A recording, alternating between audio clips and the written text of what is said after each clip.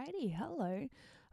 This is AUD 112 mix class for week 12 to make up for the class that we are missing. So for today, the idea is that we're going to go through a mix from start to finish, and I'm going to talk you through that process in the way that I would do it.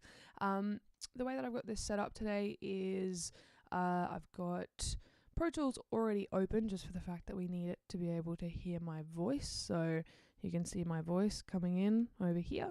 I also have it set up so that we can view the key shortcuts as I'm typing down in the lower part of the screen. So just as an example, if I press Control, and let's say that we wanted to open a new track, Command Shift N would give me a new track option, and you see that little window dialog box open up down the bottom. That will go on continuously. Sometimes if we need to do some typing, it'll do that as well, so it might be a little bit annoying at some stages, but that's there so that you guys can actually keep track of any of the shortcuts that I'm using and maybe not actually verbally telling you about as we do it. So, first things first, this is just our Pro Tools session. What I've done is I have gone through a website online called Cambridge MT. Not sure if I still have it open over here. Yes, I do. Fantastic. This is Cambridge MT. This guy has a whole heap of different potential mixes that you guys can download for free to practice your mixing skills on. So I've just had a bit of a scroll through here today. I've found one that I thought sounded pretty nice, that I thought would be a good example to mix for you guys.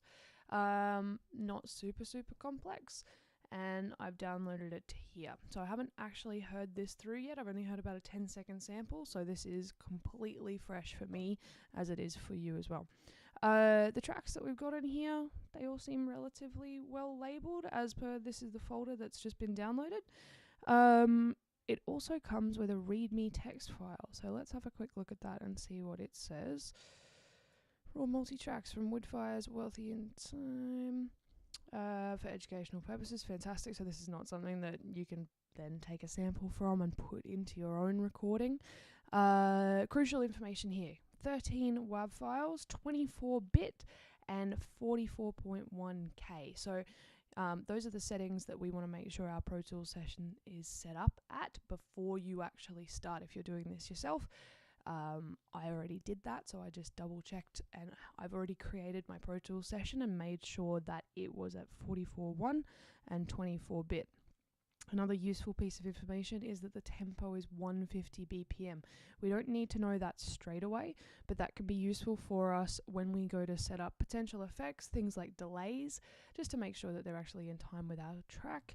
That's a little bit of useful information that we might be able to use later on. So, first things first, let's have a quick look in Pro Tools now that we've got things set up. This is the talkback track I've created for myself. Now, my voice is a bit weird at the moment. I've got to be very close to the microphone in order to make this work. So before we do anything else, let's just clean up my voice a little bit. I'm going to go through into plugins, and I'm going to select the channel strip plugin just because I know I want to do a little bit of compression, and I also want to do a little bit of EQ, and this guy does both at once, so let's pick that. So first thing, immediately when I get really close to this microphone, any of those P's or B's are going to have that big air rush coming through. So let's put a filter on and activate it using a little power button here onto the low frequencies. And I'm just going to roll that up while I'm talking to see what differences I can hear with the sound. So as I roll this up, I can go a little bit up here, and if I push it too far, my voice ends up sounding really thin and really hollow, and it doesn't really sound like I want it to. So I'm not going to go that high. I'm going to take it back down here, and I'm just going to make sure that those extra low frequencies are taken out. So depends how much I want in there, but somewhere around there is good. The P's and the B's are fully reduced now, so that's awesome. In the high frequencies or the mids, I know that for my voice in particular, working around 3.5 to 4K to give a little bit more clarity is generally good. And my nose is a bit blocked, so I probably need a little bit of that. So let's have a quick look. If I bring this up here, just make my Q, my quality over here, a little bit more narrow so that I can focus into a frequency area. Let's just sweep this up and down and see whether it gets clearer. All the way up the top there is all those super bright sounds. If I go down to the bottom down here, we'll get a more deep kind of sound, but somewhere kind of in that mid-range and a little bit wider should be fine. So my voice is a little bit clearer now. That's awesome. I want to do a little bit of compression as well. So you can see as I'm speaking, this little red dot is jumping all around up the top here. If I speak a bit louder, it'll go up a little bit higher. And if I speak a bit quieter, it'll be bouncing around down here. So what I want to do is set my threshold, first of all, to be at a location which should kind of be compressing just a little bit the whole time, just for voiceover stuff. Generally speaking, we want to make sure it's a pretty even volume because you want to be able to hear me over the top of everything else. So what we'll do is we'll take this threshold down until it's pretty much where that red ball is jumping around most of the time. That's about it, somewhere around there, right? So you can see that that red ball is pretty much sitting on that line there. We can tweak that if we need to. So we want to actually apply some compression. We want to pull some stuff down that's above that. Oh, that's a bit sweet. So what we're going to do is we will roll up our ratio, pull that up to the top. Cool. And now that we've got that there, you can see that I'm getting some significant gain reduction actually happening here, which is pretty nice. As that's working, I can see that if I really accentuate my voice and I start shouting a little bit, let me just quit Chrome because otherwise we're going to keep getting notifications the whole time. Okay, cool.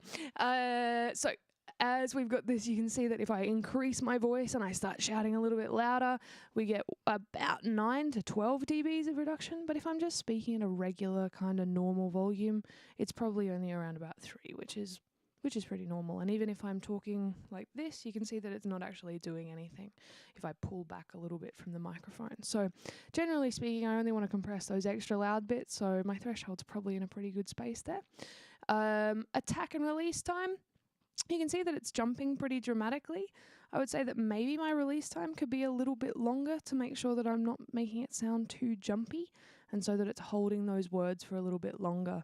So as I do this, you can see that it's holding it for about, well, a little bit over a second, and it's taking longer for that to actually roll back down. So it's a little bit more of a held, consistent kind of compression sound. So that's not too bad. Because it's a vocal, we could have a little bit of a roll on that knee, just so that it's, again, a little bit softer. And with my gain, well, we can see here that we're working averagely with about 6-ish dBs that I'm taking away from that sound. So let's put about that in there. If it's a bit too much, we don't need to give it all of that. So I can absolutely now step a little bit back away from the microphone. I'm now sitting, rather than having my face right up close to this is actually a SM57 that I'm speaking into with a small little foam cap on the top so that it reduces some of those plosives. But now as I'm talking into this, I can actually sit, this is me about 2 or 3 inches away from that microphone, and I can speak a lot clearer, and it actually comes through more consistently. Now that I've done that, I can actually hear a bit of sibilance, those S's coming through a little bit too much. So I'm going to go back to my EQ and I'm going to turn down those frequencies up the top a little bit, just because they're a little bit too much at this stage. So now that we've kind of done that, we've got touchy settings. Cool. So now that we've got this is my vocal, right, let's get into the actual mixing part. So we have a session set up here. Now, like I said before, we wanted to double check in here that these files are the right sample rate and bit depth, so that you can normally, if you're doing this yourself, you can set up your session to be the same as them. But we've already done that. So what I want to do is I want to import my audio. Now to do that, I can be lazy about it and I can go up to here and file, import and audio. But you'll notice with all Pro Tools stuff, it will display the shortcut over here. Now it's worthwhile that you guys get used to what those little symbols actually represent. If you see this little weird flower kind of cross-shaped one here. That is your command key. That's one of the only ones that actually has it visible on a Mac. And your little up arrow, like this one, is shift. So if I want to import audio into my session, I can use Command Shift I, and it will bring up my dialog box for importing audio. This is generally a good way of doing it, especially when you're moving from computer to computer, because you can make sure you're copying that audio in correctly. So what I'm going to do is I've got my audio that I've just downloaded on my desktop. I'm going to have a look in here. That's them. Fantastic. I want everything in that folder other than that README file. So we'll just select all of those guys, because that's all my audio parts. And it's going to give me some options over here. I can add them to my session, which means that they'll actually stay in that folder on my desktop. They won't cross across to the folder where my Pro Tools sessions is actually saved. Or I can copy them over, which means it will make a duplicate copy of them and actually put them in the folder with my audio, with my Pro Tools session. More than likely, that is probably the one that you want to do, because especially for you guys, as you're moving from computer to computer, you want to make sure you're not accidentally leaving all your audio files on the desktop and only saving and backing up your PTX file, because then you're going to be pretty disappointed when you come out of the studio. So I'm going to copy those across. I'm going to hit done. And it's going to ask me where to put them, and it's going to be putting them in the audio files folder for this demo session that we're talking about right now, which is fine. So you'll notice that it takes a little bit of time because it actually has to physically copy them. If you were to hit add, that would happen almost instantaneously because it's just going to be reading those files from where they are. So this kind of setup is really just to help you work a little bit quicker throughout your session. Cool. Okay, so as that does that, the track that I've chosen, I actually have not heard the entire way through. Like I said before, I've only heard it a little bit of the way through. So what I'm going to be showing you guys is start to finish what I would do if I was presented with a mix that I needed to work on. This one, audio import options. Do I want them on a new track? Yeah, I do, because I want to be able to actually operate everything. Cool. All right, everything's brought in.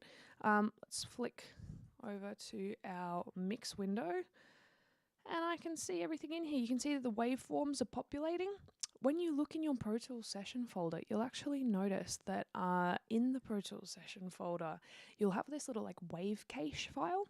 That's essentially the file that has all of that information about the image that it's meant to display when those audio files are there. So if you ever delete that one by accident, it doesn't matter at all. It just means that it's going to have to go through that process again just to make sure that it shows up. So I'm going to be using a lot of single key command shortcuts to zoom in and out and operate on my session. The most common of which will probably be, you'll see them show up down the bottom as I zoom in multiple times. I apologize about this, but it's useful just while you guys are learning anyway. So T is for zooming in, and R is for zooming out. They will work if this little A and Z up in this corner over here is actually activated. But otherwise, we should be good. So, cool. Looking at this session, looks like there's everything in there that I should need. We have drum section, kick, snare, toms. Looks like tom hits happening in there. We've got an overhead mono and overheads in stereo.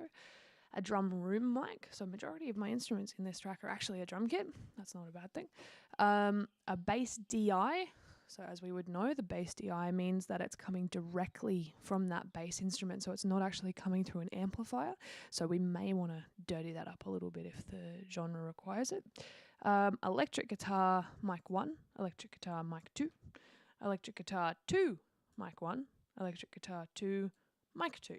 Cool, so we have 2 microphones recording our different guitar parts, and it looks like really we only have one main guitar part that goes the entire way through this track, and then maybe like a little solo section or a double section or something like that. And lead vocals. So we can tell a lot just by actually looking at these audio files. And then we've got that talkback track, which we're just going to ignore exists for today. Okay, so we'll jump back to our mix window. Now, I'm going to, first of all, create a new stereo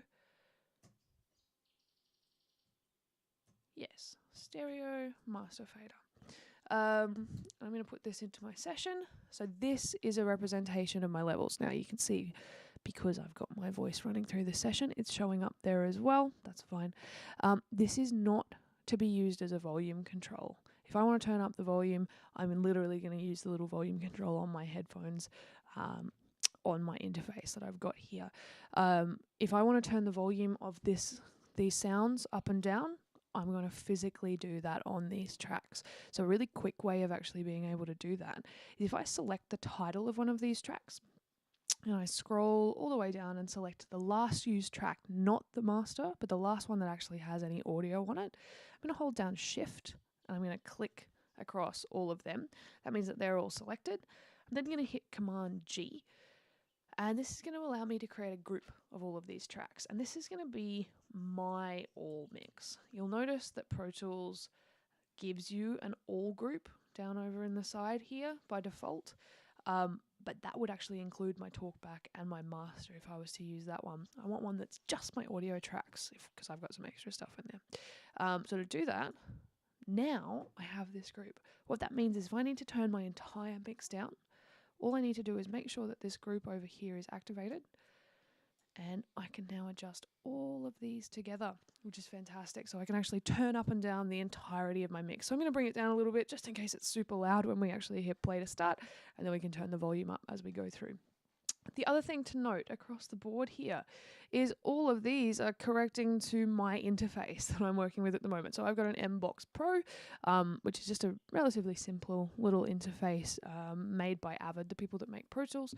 And it allows me to just connect a couple of mics, a couple of little instruments, and send the outputs out to speakers and headphones like I am now. You'll notice that there's all these inputs and stuff across here. Just for my sanity, I like to have my session working very cleanly. I don't like to have stuff in there that's unnecessary. And I know that all of these tracks have been recorded. There's at no point during what I'm doing today am I going to want to send a microphone into one of these channels to actually record something. So while I've got all of these tracks actually selected down the bottom here, I'm going to hold down Option and Shift. Option meaning I'm going to apply a setting to multiple things, and Shift meaning just to whatever's selected. So I'm holding down Option and Shift. I'm going to go up here and I'm going to hit No Input. That way, now, did everyone apart from that one. Now what we have is no potential way where I'm accidentally going to hit input record and something's going to get recorded or do something to my track. It will not work because there's no input on that track because there doesn't need to be. All right, so that's enough talking. Let's have a quick look at what this track is so that we can know what the hell we're going to mix and how we need to approach it. So I'm not going to touch any of these faders volume mixing wise. We're just going to have a quick listen through and see what it sounds like. So let's have a look. Let's jump back to the start of the session.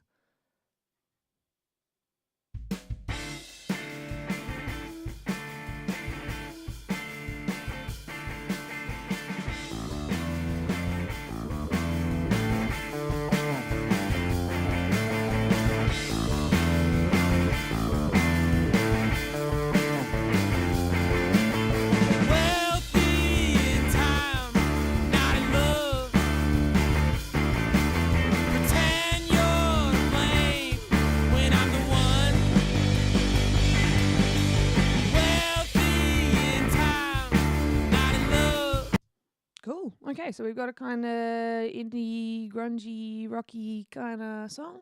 The reason why I want to get a quick listen to just the general gist of everything is just to know what kind of genre we're dealing with. Because if we're working with something that's an acoustic, folky kind of track, that's probably going to influence the way that I'm going to EQ and compress and process my sounds in that for that type of recording. For something like this, I'm probably going to want to make sure that I'm getting a level of punch and aggression across in all of my different elements. And I'm also probably not going to, have big chamber reverbs and things on vocals because it doesn't normally fit that genre. So I'm just going to have a look. We've heard all of these elements, the vocal now and all of these others. The only bit that we haven't heard through that is what the toms sound like and also what this other electric guitar part sounds like. So I'm just going to drop in to about here just so that we can hear a little bit of this electric guitar.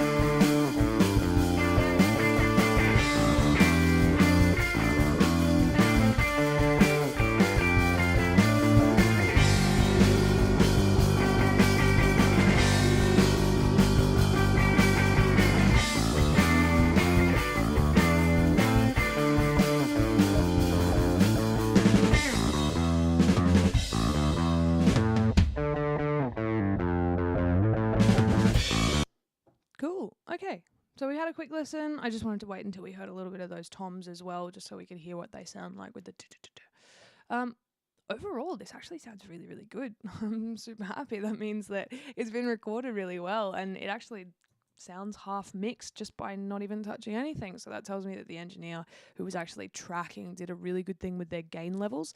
They were recording, making sure that those levels were consistent across the board, so it sounded good as it was coming straight into the desk, which is great. So what I'm going to do now is I'm going to start just having a quick flick through each of these different instruments in here, just so that I can identify if there's going to be any real problem areas that I should focus on to clean up. So I'm going to take off my all mix because I don't need that anymore. I want to be able to activate each of these tracks separately. I want to be able to control them all differently. And I'm just going to double check. I'm going to go up to my options up here. I'm going to go to my solo mode, and I'm already on there, which is fantastic. So this is the cancel previous solo mode. That means that when I go, yeah, it's not going to work if I haven't solo isolated my voice. When I go through and I solo each of these tracks, it's going to cancel the previous solo. So I only have one thing soloed at a time. If I had the other mode on, the latch mode here, I would be soloing multiple things at a time, which can be really useful. But when I'm just flicking around my session and I just want to be able to quickly hear this track versus this track, this is going to be way quicker because otherwise I have to double click on each of them, which is really annoying. Cool. All right, so what I'm going to do is look for a section of my track where pretty much everything plays. Now, at this stage, I'm going to select this part here because it has that electric guitar bit in it. It doesn't have the vocals, but we'll come back to that's only one. All the others are playing. We'll get a little bit of those toms as well. Okay, cool. So I'm just going to play a little sample here. I'm going to flick through and I'm going to solo each one so that we can see the good bits, the bad bits, what needs our attention. Okay, so this is our kick sound. Not too bad. We can hear that snare coming through, but it's not terrible. It sounds like a kick. That's the main thing. Cool. All right, let's have a look at the snare.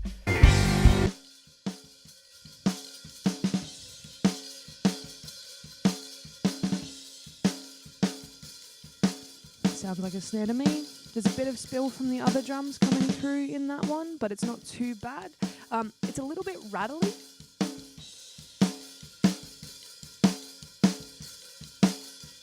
But it's not terrible.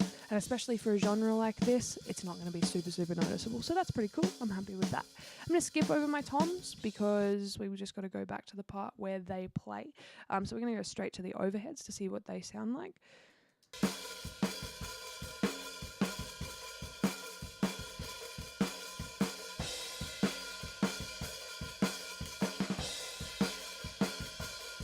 Cool. Again, a little bit rattly, that part. Terrible audio example. It sounds pretty nice. It's pretty full. It is quite rattly on those cymbals, but it's not too bad. Let's have a quick look at the stereo version of it.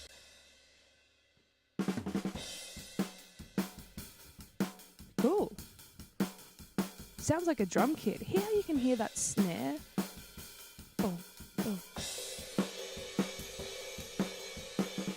Okay, awesome. So those overheads actually sound really, really nice. Let's have a quick look at the room as well. A bit more gritty.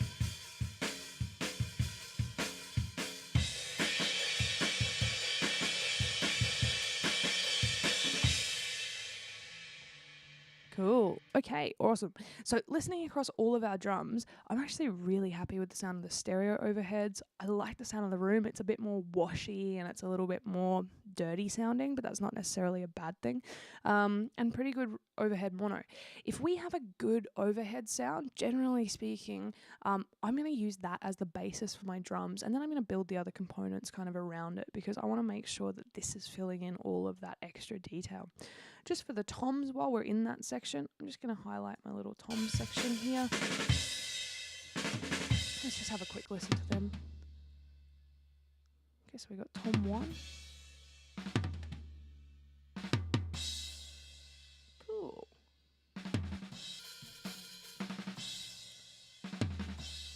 Not bad. Next one. Oh, much heavier. So this must be our floor tom.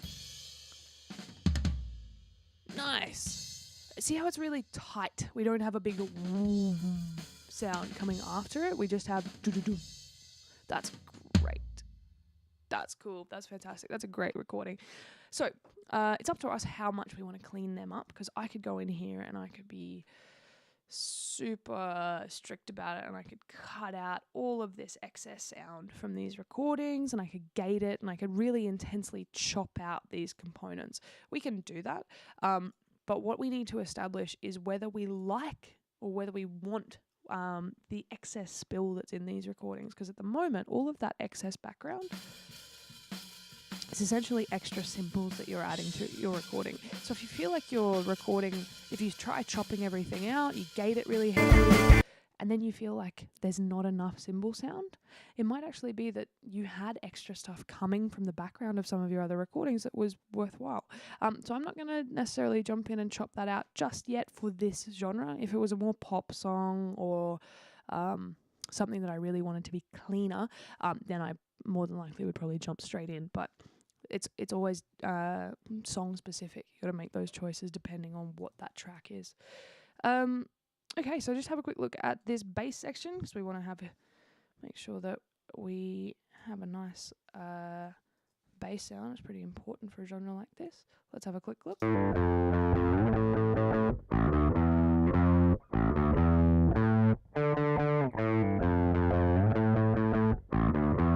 Alright.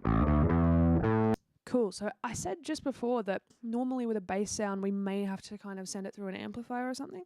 This sounds like it's got an element of distortion or some sort of processing on that already. That might actually be that they're DI rather than being a clean DI in the studio. A lot of bass amps actually have a DI output on it, and then it kind of gets a little bit of the amp grittiness coming through with it as well. So depends how that one was actually recorded, but I think that sounds pretty nice. We can do a lot with that. Now, these electric guitar ones, we need to have a quick look because we have two mics that are actually on each of these. We have electric guitar 1, mic 1 and 2, electric guitar 2, mic 1 and 2. I want to know what the difference is between mic 1 and mic 2. So I'm going to quickly just hold down shift to be able to solo both of them. And we're going to listen to the two of these together, and then we're going to listen to them separately.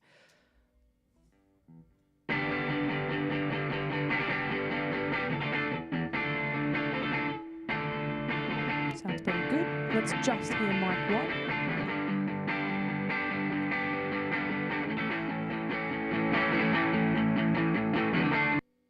Okay. Let's go to mic 2. Aha. Sounds further away. Cool. So it sounds to me like we have close miking and distant miking. Makes sense to me. I'm cool with that. All right, so let's have a quick look over on this section where we've got this other electric guitar and see if it's the same miking setup for them. So we've got electric guitar 2. Bit cleaner, bit less distortion on this sound. And mic 2. Same deal again. Slightly further away mic. Okay, that's super crucial information. That tells me that I have close and distant, and those two together build the overall sound. Nice. So we got a little bit of natural reverb actually happening here. And last of all, don't want to spend too much more time on this. Let's have a quick listen to the vocals. Wealthy in time, not in love. What's the price of a day spent alone? Wealthy in time, not in love. Okay, so it sounds like there's a little bit of distortion on there. Maybe these vocals have already been compressed a little bit. If we have a look through, they look like they're pretty consistent in volume. There are some changes. There are some quieter sections. So it may have had some compression as it was being recorded, or you've just got a performer who's pushing that mic to its limits, so the mic is only able to kind of capture it as though it's a little bit compressed. All right, I'm happy with that. I think it's time to build the rough mix. So what I'm going to do now is my particular mixing technique is I, again, will use that little all mix that I set up before. I'm going to pull everything down to 0. And now that I know what's in here, I know what to expect as I start to build my mix and what's important. So I'm going to go to about here. I'm going to highlight a section of my track that gets a little bit of everything. And because I'm in loop playback mode, it'll just keep rolling across these two. So what we're going to do now is we're just going to slowly start to build this mix. I really like the sound of those drum overheads as my main drum basis. So as I go through, I'm going to bring them up, and then I'm going to bring all the other instruments around it. What you'll notice that I'm doing is I'm not touching the panning up here until way later in my mix. I'm really not even going to touch them until I know that I'm happy with the sounds. The reason for that is all of the mixes that we work on these days are mainly, unfortunately, listened to through things like tablets and smartphones, which a lot of the time, if you're working with things like Apple iPhones and iPads and that type of thing, are actually mono in the way that they reproduce the sound. So it's kind of unfortunate that we have to take something that's a really full, massive, awesome mix and make sure that it sounds good coming out of a crappy speaker. But it's also just good old school mixing practice to make sure that all of your elements sound good, even if they are coming out of one speaker. So I generally, most of the time, mix predominantly in mono until I really know that I'm happy with the sounds of those instruments and I can pull them out. If you talk to some of the other lecturers or if you talk to other people in the industry, everyone has their own mixing technique, and I am in no way saying that my way is the right way to do it. It depends on how you work better to get the right sound for your mixes. So try it out. See if you like mixing just with levels before you start panning, if it makes more sense in your head to do the panning and you can get a better sound that way. If you get a better sound doing it, do it that way. Right, so cool. Let's get started. So we won't be able to hear anything yet until I start bringing up some of these levels. So I'm going to start with my overheads. A little bit rattly, so I'm just going to keep them about there. I'm going to bring up my kick and snare now, and I'm going to move my way through.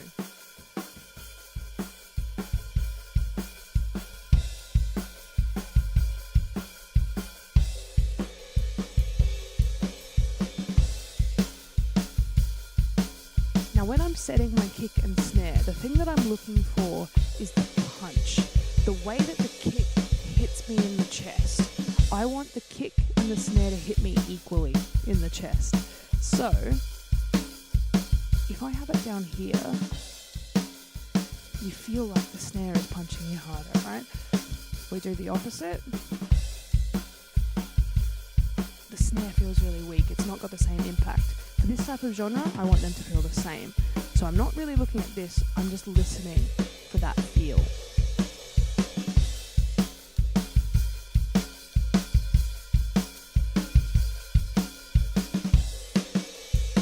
I'm going to say about there.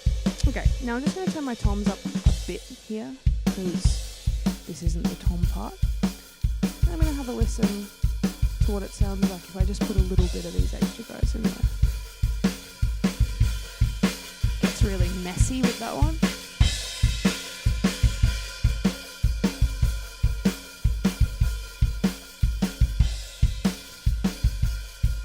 That's cool for now. Alright, let's bring bass in.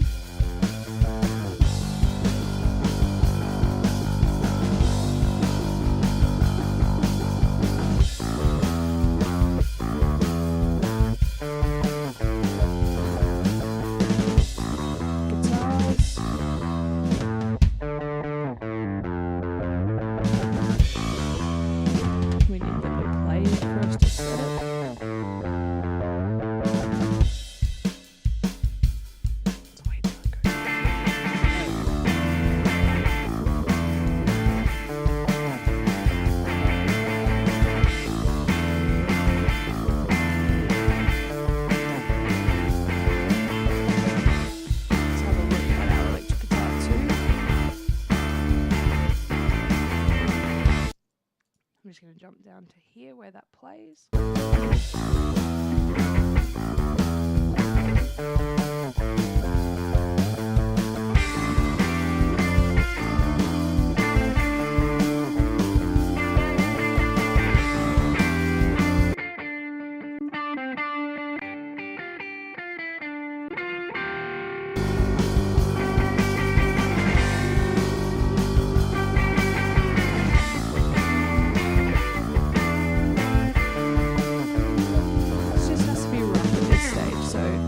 spend too long on it. I'm just going to drop some of the vocals. In time, not in love. Weekend goes by, it's not enough. Wealthy in time. Now, for me personally, and this is where it all purely comes into personal taste, I like having a lot of really gritty kind of bass in my rock recordings. So if you don't take your bass up as much. That's purely up to you. So what I'm going to do is I'm going to look for the problem areas within this. I think overall this is actually a really good recording, so I don't really have too much to stress about. The other things which you guys can do depending on how pedantic you are with it and how long you're going to spend on these mixes is you can spend a little bit of time actually coordinating your session and color coding stuff. I do like to do that. It depends on how involved in the session I am. If I know I'm going to be spending a day or two working on it, I'll generally color code everything.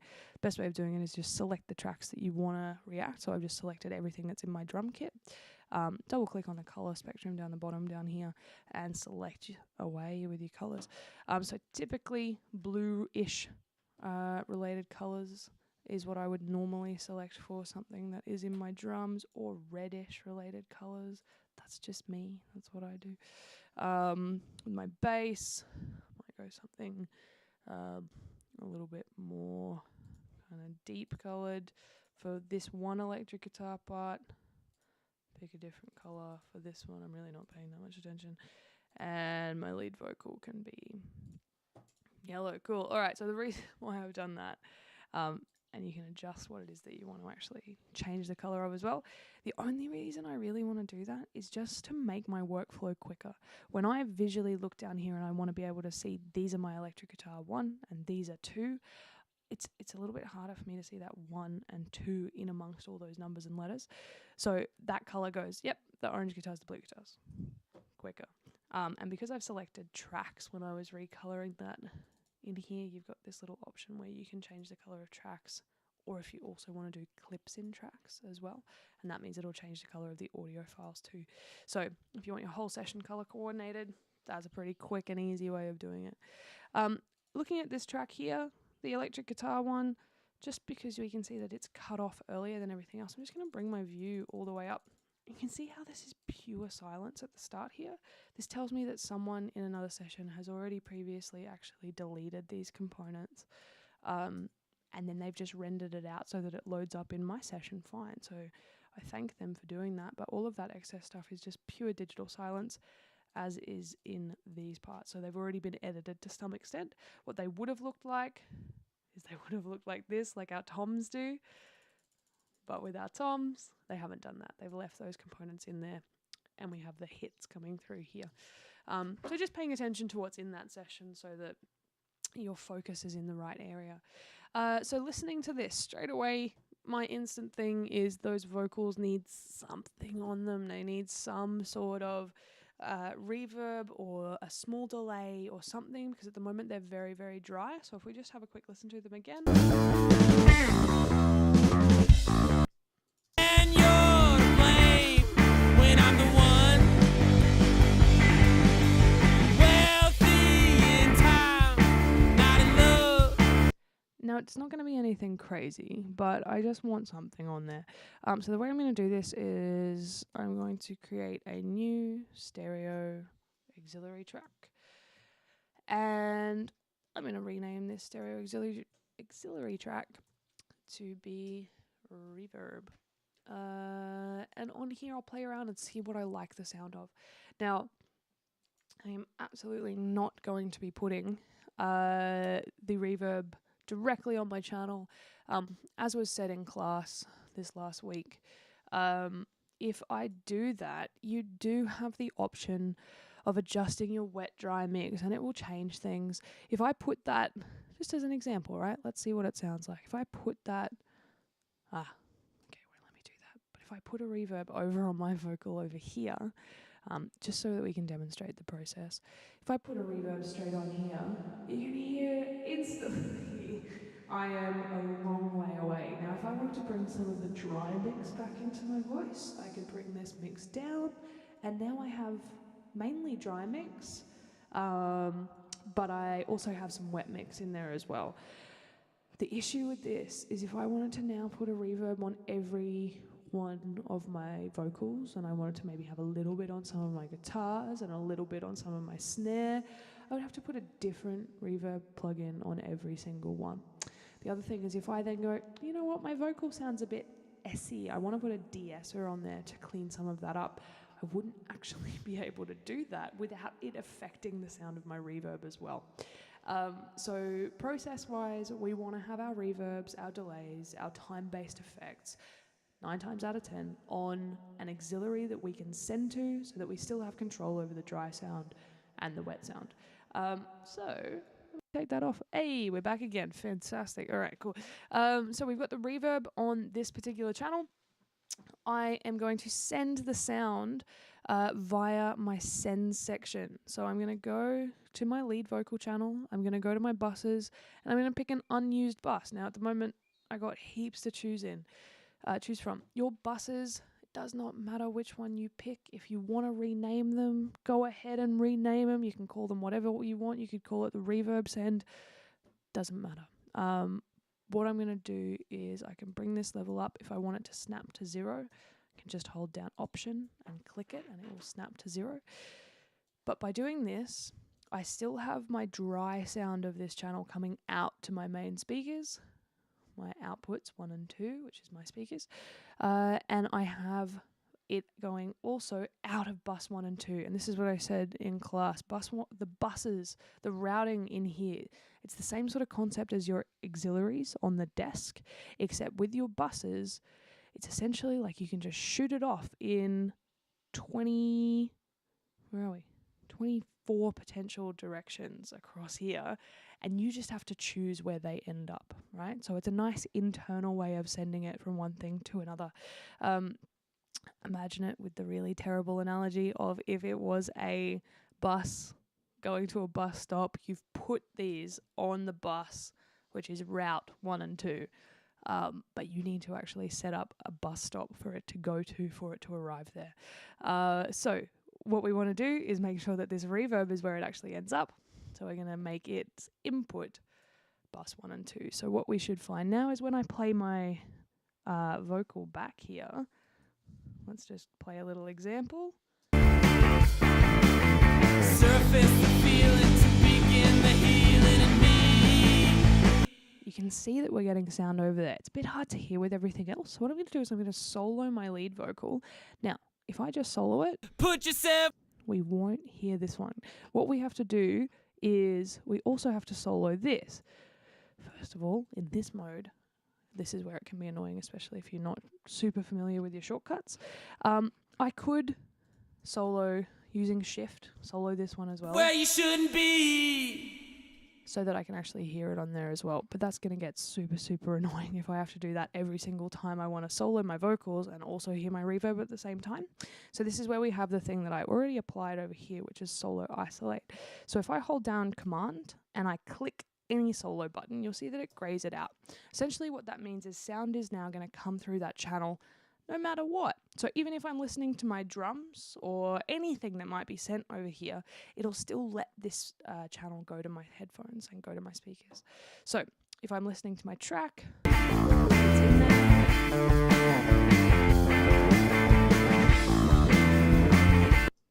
Let's go to somewhere where it actually plays. Wealthy in time, not in love. But when I solo that vocal, Weekend goes by. it's going to come out. So that's awesome. That reverb is just probably a little bit crazy. So let's get into the settings of this. I'm going to find a little section of this vocal that I can select and loop just so that I can play around and get these settings sounding how I want. I wonder what this one is. It's a bit of a different looking waveform down here. Time is a prison. Whoa, sounds epic with that reverb. All right, let's go for these more punchy ones just so that we can get those settings right. So I'm going to loop this section and I'm going to play it back and I'm going to play around with these settings until I find something I like. Based on my experience, I should probably have a reference track here to be working with if we were doing this a little bit more detailed and more properly. But what I would probably say is I want something that's a little bit more small. I want something that sounds a little bit more like a room, maybe like a slapback echoey kind of delay to kind of emulate that old school rock feel. So I'm going to select this, play it back, and just watch what I'm playing around with up here. Wealthy in time, not in love. What's the price of a day spent alone? Wealthy in time, not in love. So that's only about almost 2 seconds worth of delay time, whereas we had it up to about 4.5 before. You can see how it still is there. It's absolutely still reverby. If we just play like the end little section of that. Wealthy in time, not in love. You can still hear that it takes that almost 2 seconds for that tail to die down after it. That's, by these settings, relatively short, but in a real world situation, that's actually still quite a lot of reverb in comparison to what we had. Let's just bypass our reverb by muting our reverb channel and turning it back on, just so you can hear how much of a difference something as simple as a room reverb on there is making. Wealthy in time, not in love. I'll take it off. What's the price of a day spent alone? Wealthy in time, not in love. Cool, so there's a pretty big difference happening. Playing around with these settings is really just to kind of get me in the general ballpark.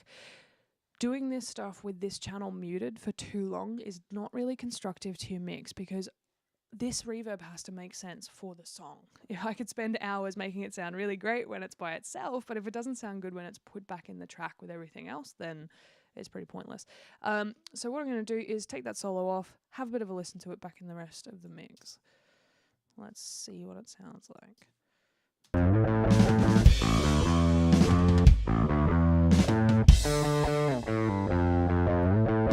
Wealthy in time, not in love. Still a bit much, so roll it down. What's the price of a day spent alone?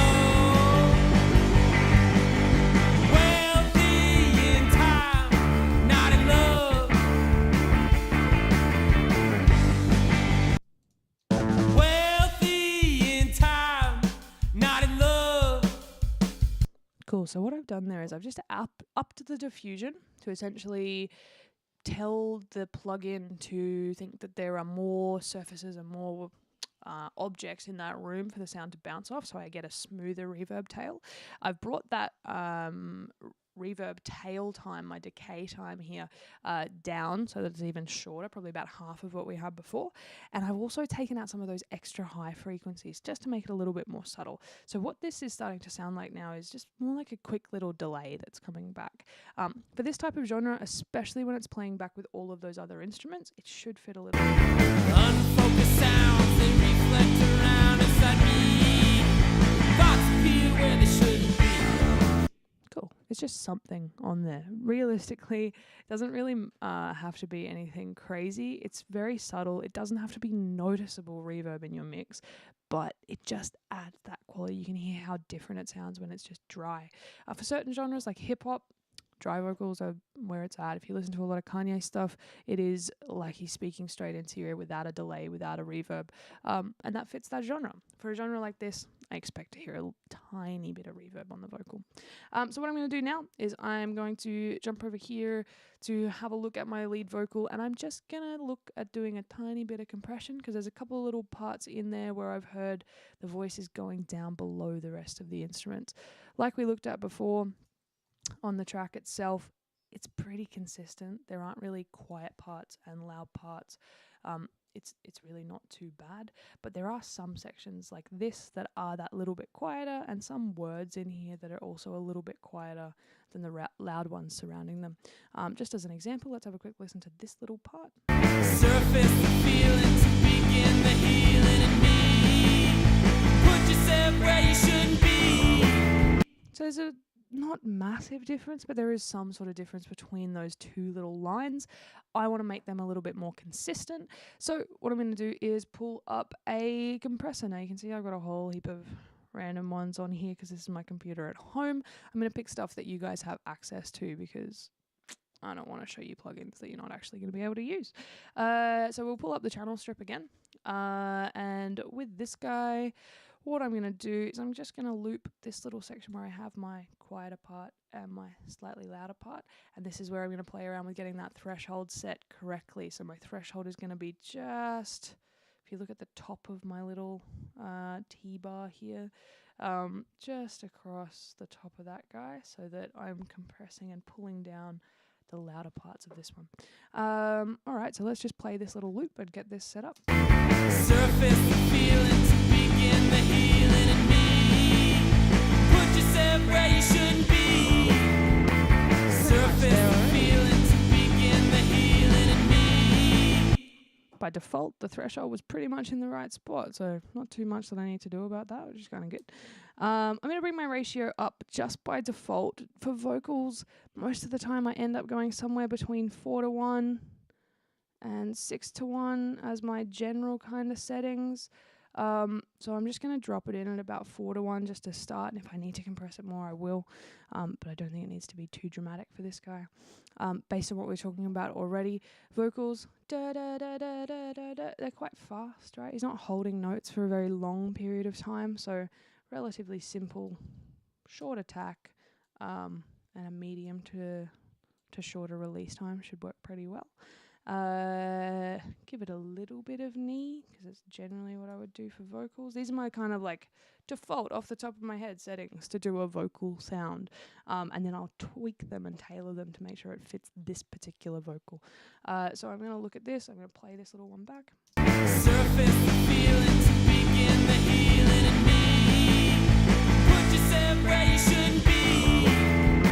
Okay, so you can see there I just brought that threshold up a little bit. The purpose for that was it was compressing a little bit too much of this quieter waveform, quieter in inverted commas, because really the whole thing is pretty consistent volume. So let's just highlight this. Surface the feeling to begin the healing in me. Put yourself where you shouldn't be. So this gain reduction happening up here, you can see that it really kicks in at that stage. Put yourself where you shouldn't be. Again, it's only by about 3 dB, but it's activating, it's working at that stage. And I think it's following the sound pretty well. If we just do that little sound. Put yourself where you shouldn't be. I might give it a little bit longer release time, half a second. Put yourself where you shouldn't be. Cool. That line looks like it's following it a little bit better. So overall, the most gain reduction that I'm really doing, let's just have a quick look at this waveform. Move this over to the side here. Just going to zoom this guy down. I'm just having a quick scan across for like the loudest looking section. Some of these punches at the start look relatively loud. Maybe some of these ones. Maybe some of these ones. It's all pretty consistent, really. I'm just going to have a quick look at this particular punch and see how much it compresses it. 3-ish dB. Let's have a look at this front one.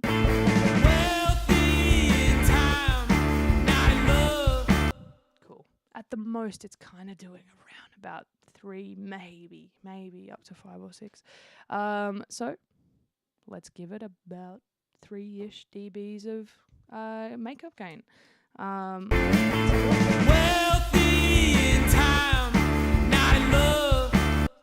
So all we've done is just on those louder parts, we've just compressed them down the tiniest bit. It's only about 3 dB, it's nothing dramatic, but that's just to even it out so that we can set a little bit more of a consistent vocal level as we go through our mix. Happy days. Alrighty, so EQ-wise, now my default kind of processing would be always, if I can, roll out some of the excess lows that we don't need. So I'm going to listen to this vocal here and see what it sounds like. I have to just loop a little section here. Wealthy in time, not in love. Weekend goes by, it's not enough.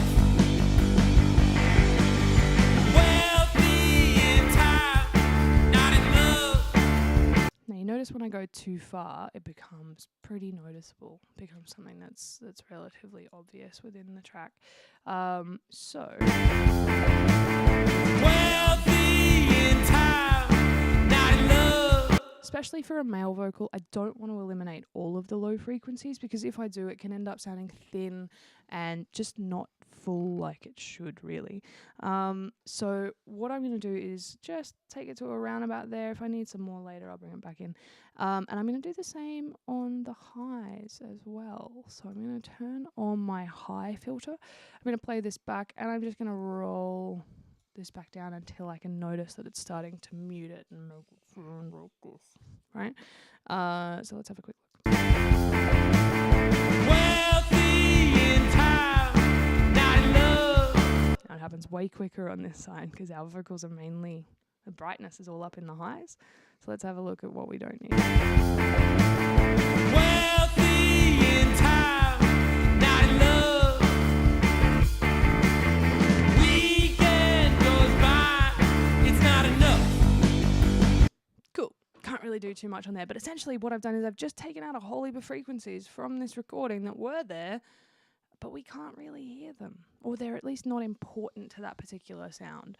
What I've just done by doing that is I've changed the tone, I've filtered it out, but I've just opened up this room so that I don't have any excess frequencies down here that are going to clash with the instruments that should be in that range. So the low frequency instruments are typically going to be the things like my bass guitar, like my kick drum, like my toms.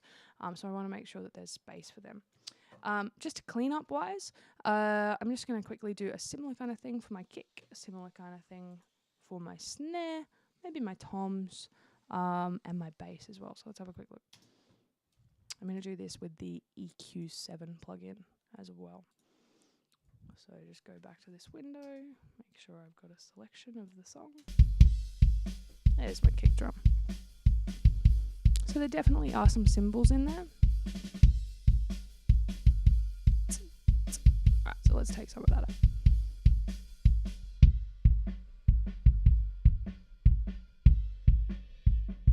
Now if I go too low, you notice that it changes the sound of my kick drum, because that kick drum is built off two things: the beater hitting the skin, which is the snap of it, and the low resonance of the kick drum resonating that sound around. So I don't want to go too crazy just because it's down in the lows. I still want some of that beater sound, but I can take out some of that excess high frequency. Let's have a look at what happens if I try and take some of the lows out too. If I go too far, straight away you lose that body. But there's some low frequency in there that I don't really need. There's nothing down at that level. Probably can't even hear it anyway, because my speakers, my headphones I'm wearing wouldn't be able to do that lower frequency anyway. So, a little bit of cleanup, right? We're not actually doing this to try and change it and say, let's boost this section because we want to change this. It's purely just to clean it up a little bit more. Same with the snare. I'm going to copy this over. So I'm going to hold down Option. I'm going to drag this across. And this can be my starting point. Now I can just move these around. So I want a bit more of that high. I probably don't need as much of the lows. If I go too far, sounds like you're hitting a pan in the kitchen. We still want some body. That's about good. Cool. Awesome. Let's do the same for our bass guitar. I'm going to steal it from the kick drum again. And I'm going to solo my bass. Make sure you click it. So if we roll this up, sounds like someone playing a bass line on an electric guitar rather than a bass guitar. So we definitely want those lows, right?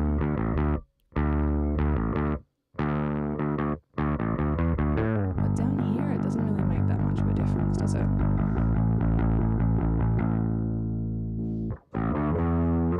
Cool. What about these highs? Let's have a look. Automatically sounds like you're not in the same room, like it's in a room away from you.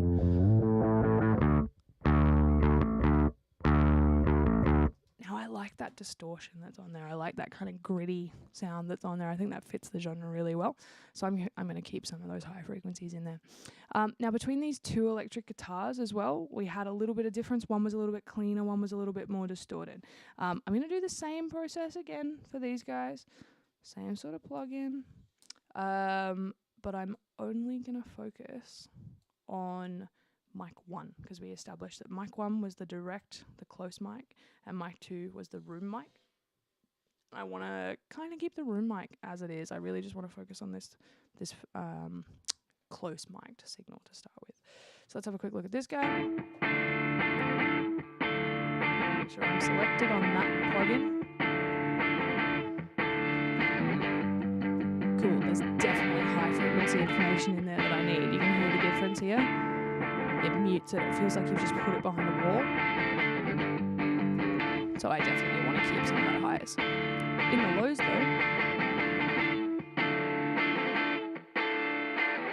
it's not until I get up to about here that we really start to hear any difference happening.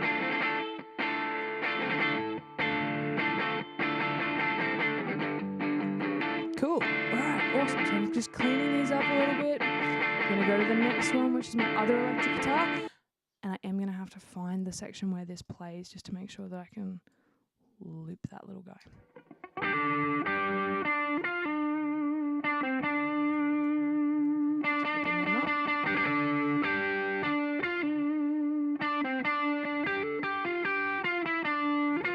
There's quite a lot of information in this guy as well. Now this is where I start getting into the what frequencies sound good in this one and what frequencies sound good in the other electric guitar, because realistically all of my drums have their own space. The kick and the snare, they're going to do their own thing. The toms are going to fit in. They only play a couple of times, so it's not a big deal. The overheads are all up in those bright high frequencies. My bass has its own spot, which we can play around with and make sure that it cuts out against the kick if we need to. We can do lead vocal is all by itself, and then we just have the electric guitars that need to sit differently to each other. So what I'm going to do is I'm going to play this guy back. I'm going to boost a little section, and I'm going to make it a narrower cue, and I'm going to sweep backwards and forwards until I go, that bit sounds good, cool, all right. And then once I found that, I'm going to try and do pretty much the opposite frequency area, so I'm complementary EQing my electric guitar versus the other one. So let's have a quick look.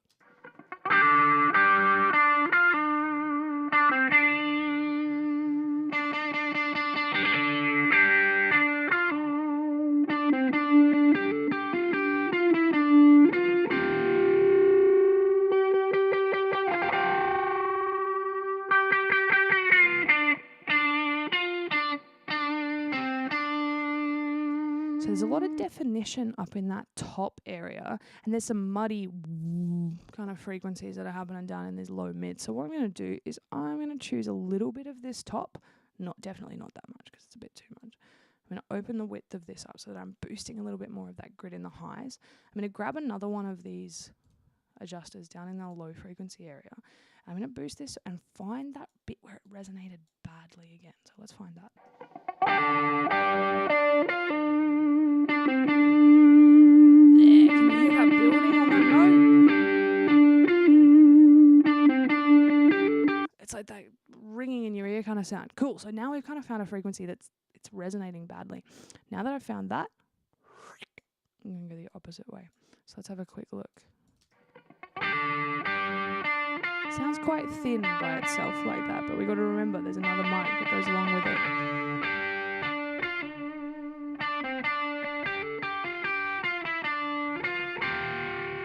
Cool. Okay, fantastic. So this is just, I can adjust this after, right? Nothing's permanent.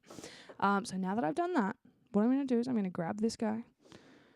I'm going to look at what was different in my other plugin. Not too much. Cool. And I am going to remember these two frequencies. I'm going to remember that I boosted 5K and that I turned down about 315. So we're going to go back over to here, 5K, 315 or 316. All right, cool. Okay, so let's go back over to this one. Let's have a look. Let's find about, you can even type it in if you select it. Type in your number. Go over here. 5,000. Awesome. So we've locked them at those numbers.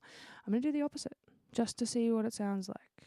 Okay, so I'm going to pull down a little bit of that 5K And I'm boosting up a little bit of the 315. If we look at the other one, it's like it's opposite. It's not exactly, but it's just doing something just a bit different. So let's have a look at this one and see what it sounds like.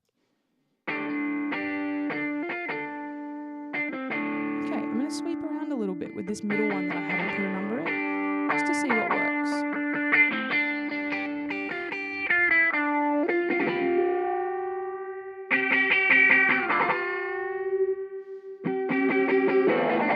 Same sort of resonant frequency here. I like these mids. I think they're kind of nice. So I don't want to put a massive amount of them in, but I might just add a tiny little bit in there. So if you do distort anything as you're flicking around, just make sure you click off that red. And you can reset your channel down here as well. So let's hear them together. Okay, let's hear it with all those guitars.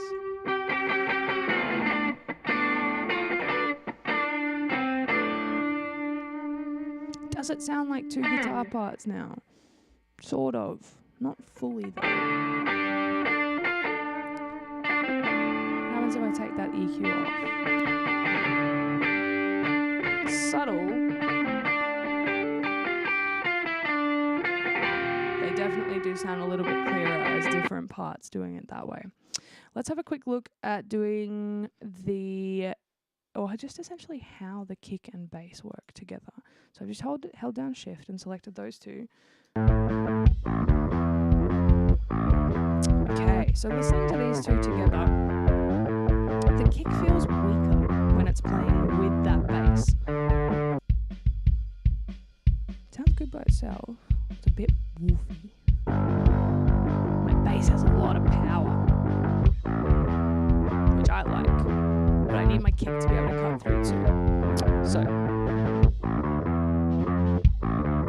let's look for what works about our kick drum. So I'm going to do the same thing. I'm going to narrow this down. I'm going to boost it up. Whoa, big low frequencies down there. Not quite what I'm looking for. Then I can hear my snare. And I can hear lots of other crap in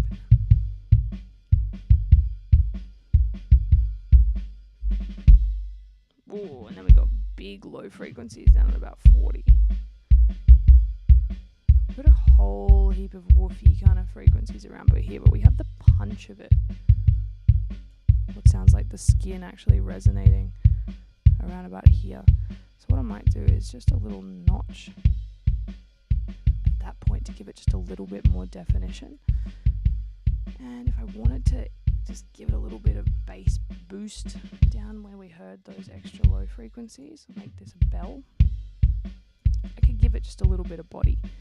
What I could look for is somewhere to take it out of it.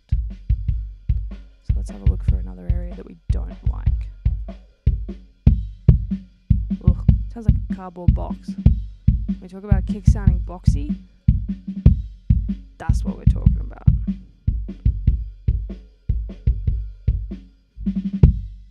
Just sounds like you're hitting a cardboard box. Okay, cool. So let's take it a little bit of that out. And again, let's always see if we've actually made a positive difference. So bypass.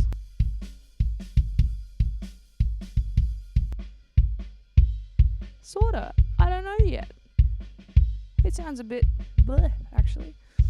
I might put a little bit more of that high frequency back in, just to make sure that I've got the definition there. And I can look for that beta sound up the top here as well.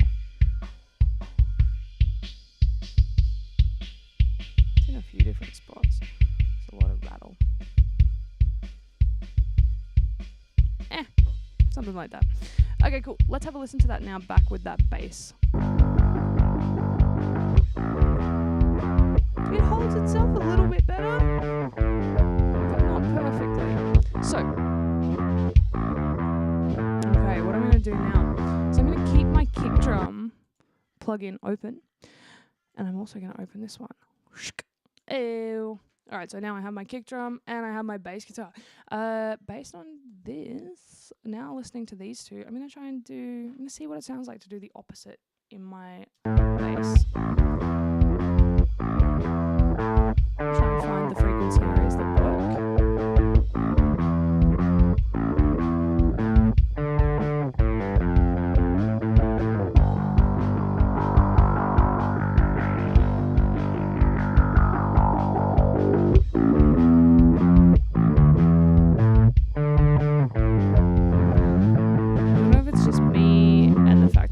Listening to a lot of lo-fi recordings, but I really like that muddy area in the middle. I actually really like that, which happens to be, surprise, surprise, pretty much the same area that I took out of my kick drum. So I'm doing the opposite to this guy. And I'm going to look at a little bit in that high frequency area where I boosted it for my kick drum and just see whether I have to keep that in for my bass guitar. This is all just what we call complementary EQing. So let's have a quick look.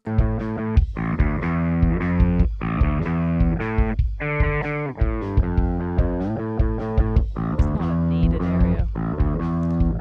Okay, so see how these are kind of working? We're doing opposites. Pulling it down, boosting it up, pulling it down. This is to give us a little bit more separation. Okay, now if I'm looking at levels, my bass is pretty consistent. It's not like I need to compress it to make it louder. And I don't really want to compress that much of my kick either, but I want to make a little bit more room in my bass drum, in my bass guitar, for my kick to cut through. So the way that I'm going to do this is I'm going to use sidechain compression on my bass. Now, we've talked about how sidechain compression works before. The idea is that with a normal compressor, the signal that you put it on is going to turn down when it gets over the threshold, when it gets too loud. What we want to do is we want the bass guitar to turn down, but not when the bass gets too loud, when the kick does. So what we're going to do is we're going to put on a compressor. I'm going to put on the stock standard Dyne 3. This guy. Now, if we just leave this as it is,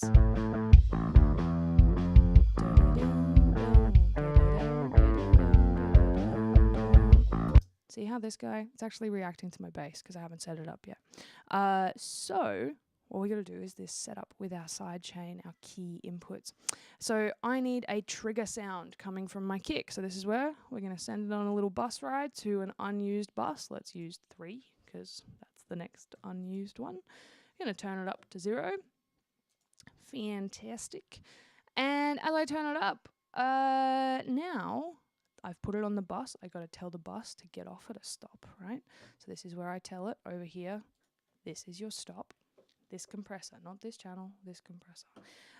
So now that I've done that, all I have to do is activate my sidechain to say, hey, look at what's coming from bus 3, your key input. Oh my God, it's the kick. Yes, that's what we want. And I want these settings down here, rather than mimicking what a bass envelope would look like, I want it to mimic my kick. So, pretty fast attack, relatively fast release.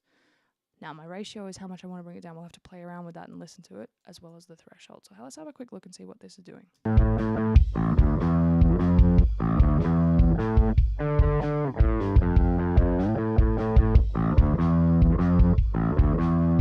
If we bring it down.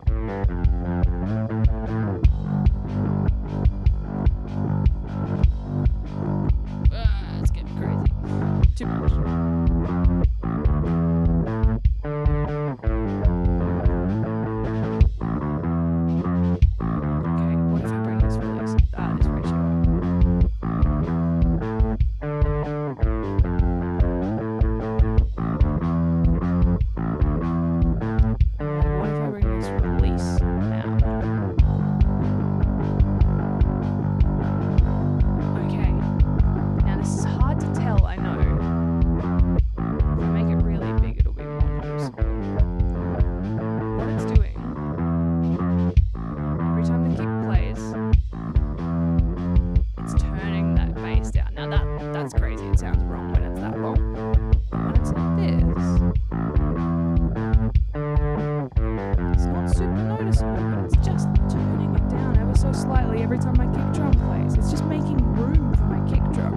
So if I bypass it, my bass is always louder than my kick. If I put this on, just squashes my bass guitar down the tiniest bit for a fraction of a second, just enough to let my kick drum come through a little bit more, which is wicked. So now I can have those two sitting in my mix a little bit nicer. The next thing I'm going to do is a process of parallel compression. So parallel compression is the idea of where we have a dry version of our signal and we have a second split of the signal which we're going to heavily compress. The big issue for me is with compressing drums for things that are naturally recorded drums like these ones is that they just can end up sounding really squashed, and the more that we compress it, we reduce the dynamic range, and then your kick drum goes from being silent punch and really hitting you to just being and really weak. So what I normally like to do is I like to use parallel compression a lot of the time so that I can have a really compressed one. It brings up all that extra stuff that I might like, but I still have my clean, raw, punchy version of it. And I'm not doing a massively detailed mix. This is only a 13-track song that we're working with. I don't want to spend 4 hours doing it. So I'm just going to show you a couple of techniques that I would kind of use just to get this mix happening a little bit more. So I'm going to use my shortcut Command-Shift N to create a new track. I'm going to make it a stereo auxiliary track, and I'm just holding down Command and using my arrow keys here to actually adjust this. The less you use your mouse, the better. And this is going to be my drum parallel compression. I'm going to bring this one down next to my drums because that would make sense. If I want to be really anal about it, I can go and change the color of it so I can see it. Okay, cool. So the idea with parallel compression is I'm not going to send the outputs of these channels into this guy because that would just make it a subgroup fader. That would mean that I can turn all my drums up and down with one fader. Not a bad thing, but not what I'm wanting to do.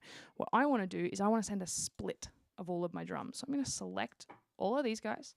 I'm going to hold down Option-Shift so that I can send them all to the same place, but do them all at the same time when I've selected them. And I'm going to go over here, and I'm going to send them to my next unused stereo bus. So it needs to be a stereo one. So I haven't used 4, but I'm going to go to 5 and 6. So I've done that. I'm still holding down Option and Shift. Still holding them down. I'm going to click this, and as I've held them down, because I held them down, it did all of them at the same time. Just saving time.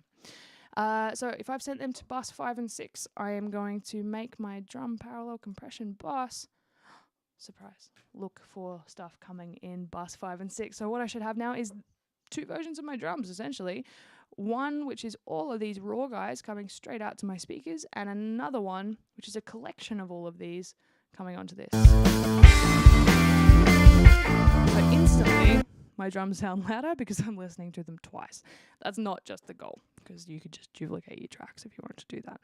The goal is that now on this split, we are going to put a compressor. Now, there's a whole heap of different ones that you can use. We can use the channel strip and do it just as we've been doing before. I'm going to show you a different plugin, which is another stock standard Pro Tools plugin. This is the BF76. This particular plugin is based around the physical piece of gear, which is in the Audience Studio that we have. So you guys will be able to use that one as of next trimester if you're in Try 1. The way that this works, pretty similar. It doesn't give you the option to set a threshold as we have already previously seen, but we have a lot of other similar controls. We have an input level and an output level. We have an attack and release. We have a ratio where we can just actually click a button to select the ratio, so you don't have a variable control. You just have 4:1, 8:1, 12:1, 20:1. And then you can choose what you actually want to see on this meter, whether you want to see gain reduction, your metering, or whether you actually just want to bypass and turn the plugin off, because those are the exact buttons you have on the real one. But we have that. So what we're going to do is we are going to send some signal into this. And the one confusing thing about this guy is you look at your attacks here, you look at your releases here. If we look at this plugin in comparison to the other plugins that we have that are compressors, our attack and our release are in milliseconds. So if I want to turn them down, had that one on 160, right? So if I want to turn it down, it's a very short time over here, and it's a long time of like 3 seconds over here. just set that back to where I had it. But on this one, these numbers do not represent time, unfortunately. Not in the way that we expect anyway. The 1 on this side is a long attack, and the 7 on this side is a short attack, just to mess with you and make it a little bit more confusing. So if we're working with drums, we typically want a short attack. So we're going to set it somewhere on this side. We want a relatively short release time. We can play with that, so we'll go kind of on this side as well. And our threshold is not actually set. It kind of does it yourself. It has a set threshold, but we can actually crank more input into it so that we can get the sound going over the threshold where we need it to. So what we're going to do is we're going to play these guys back. I'm going to solo isolate my drum, parallel compression, so that I can hear it. And I'm going to play this back, and we're going to play around with this and see what it sounds like.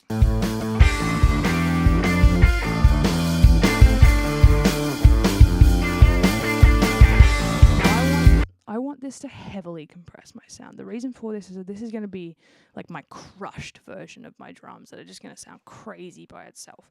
But when it's mixed in with everything else, it'll be really interesting. I'm also noticing straight away as soon as I'm doing this that my cymbals get really, really loud. So I'm going to adjust that in a second as well. I'll just go through this first. So let's just get this working, and working pretty heavily.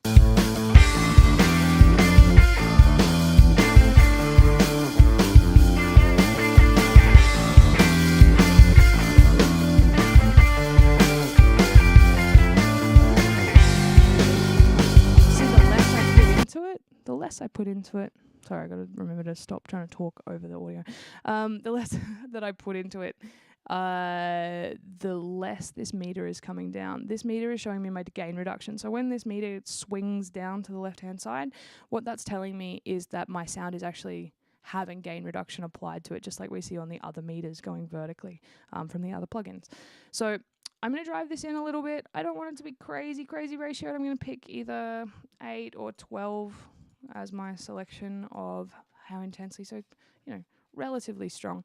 But what I am going to do is I'm going to pull a little bit of my overheads out of my send. So what I'm doing is I'm sending less of my overhead sounds to my parallel compressor, but I'm sending the same type of sound as what's coming through it.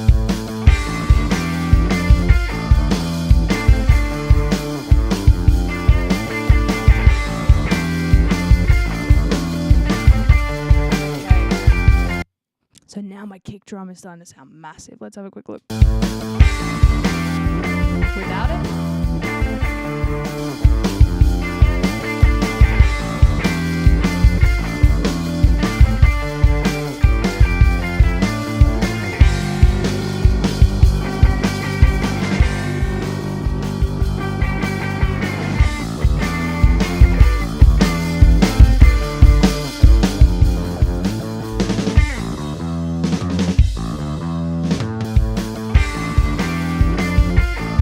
Cool. Okay.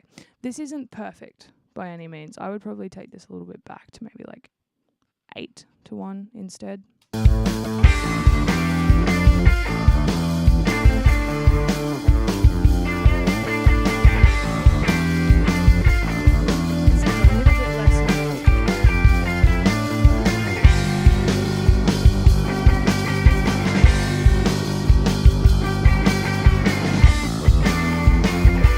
Okay, now that I've done that, my levels are going a little bit crazy over here.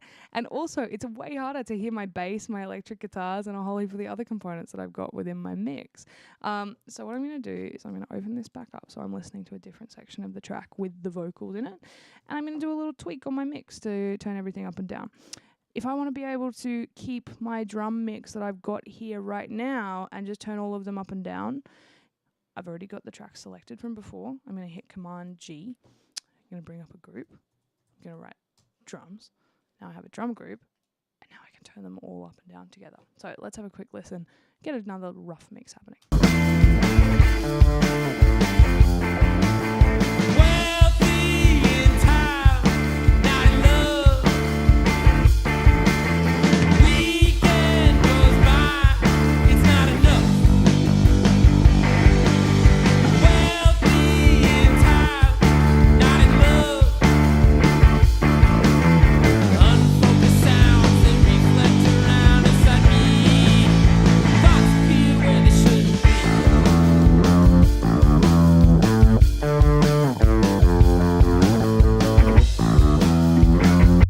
that bass is super important because the bass is actually giving us a lot of that melody, the da-na-na-na, all that kind of stuff. So I really want to make sure my bass is at a good volume within my mix. And I don't actually want to spend a massive amount of more time on this at this stage just because I want to make sure that you guys can go and have a life. But what I do want to do is I want to set up two things that we haven't really talked about as much in class, one of which is a delay. And I want to set it up so that it's automated. So I'm going to show you guys a little bit of automation. I want to just have something interesting happen on my vocals, maybe at the end of a phrase, the end of a sentence, something like that. So I want to kind of look at somewhere that's maybe a little bit more sparse, like this gap in between my vocals where my bass and my guitars aren't playing and it's just drums and vocals, or maybe where we could have something end a word and continue echoing on. So let's have a quick look. Wealthy in time, not in love. I think that's a perfect candidate. We've got not in love. We could have that go love, love, love, or something along that kind of effect, right? And just for these little parts, just literally that one time, but make it something a little bit more interesting. So what we're going to do is we are going to set up a new stereo auxiliary track. Surprise, surprise. Seems to be that that's what we do for most of these. With this stereo auxiliary track, what we're going to do is we are going to put on this a delay. Super annoying where that comes out down the bottom, but that's cool. And now we're going to do the same sort of thing that we did before. So I'm going to send it out to an unused bus. 7 and 8 is my next available one. Hold down Option, click it up to 0. I'm going to bring in 7 and 8 onto this channel. That's my bus stop that I'm sending it to. I'm going to solo isolate it, all the same stuff that we did before. But now I'm going to go over and I'm going to grab a delay. I'm going to put on here the mod delay because this is one that you guys have access to. And you'll notice here, this is similar to what we looked at in class.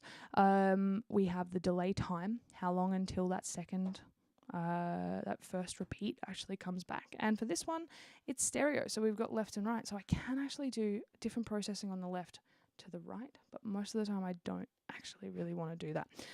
So for me, for today, what I want to do is I want to sync it to my tempo, but I want to, just looking for where that word was, link these two together. So when I adjust it on one, it's going to adjust it on the other as well. Fantastic. Okay, cool. So now I have my dry vocal. This is going to be my wet vocal. I'm going to look for just this section, and I'm going to loop this line until that next vocal starts. So let's just check that this is a good example. Wealthy in time, not in love. Wealthy. I think I need that extra breath. Wealthy in time, not in love. 1, 2, 3. What's the wealthy? Close enough. All right. Cool. Now, in our notes, they told us what it was. 150 BPM. Fantastic. Okay, cool. So what I'm going to do now is I'm going to go up to my tempo section of my track. I'm going to type in here 150 beats per minute.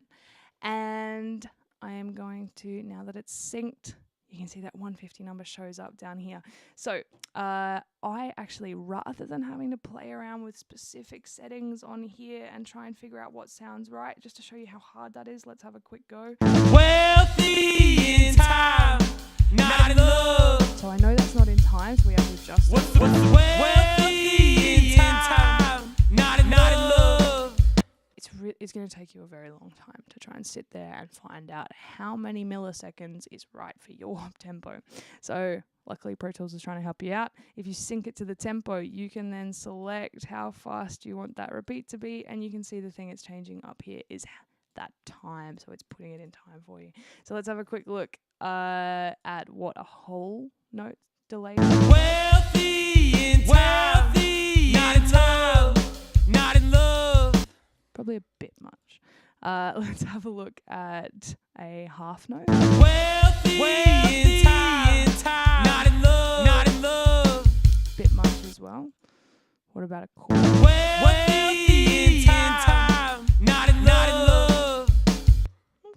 maybe. Wealthy in time, not in love. All right, I think that's pretty good timing.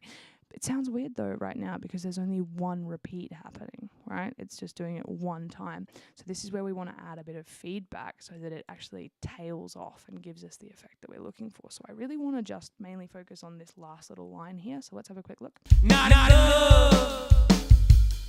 Kind of cool. I want it to tail out until it finishes up and says that next word. So let's just see what this sounds like. We'll have to play with this a bit. Not in love. Not in love. What? Okay, cool. So you can see that it's really not going to work for the whole song. So having this on just for a very small portion is really, really important. I don't know whether that's the right setting now. Let's have a quick look at what this one sounds like. We've got our feedback happening, but let's see what it sounds like with a slightly shorter, actually a longer time before our delay. Not in love.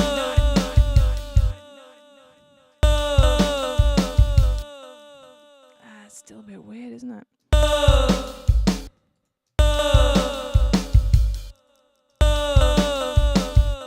Yeah, no, eighth notes is definitely going to be the best one. And it sounds a bit crazy having all those high frequencies in there. So I'm going to take some of those high frequencies out and let's roll it down a little bit just to see what it sounds like.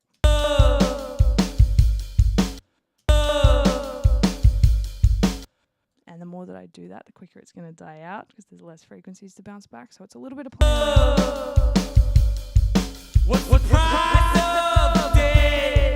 Spend alone. Cool. Now I can actually hear my vocal over the top of it.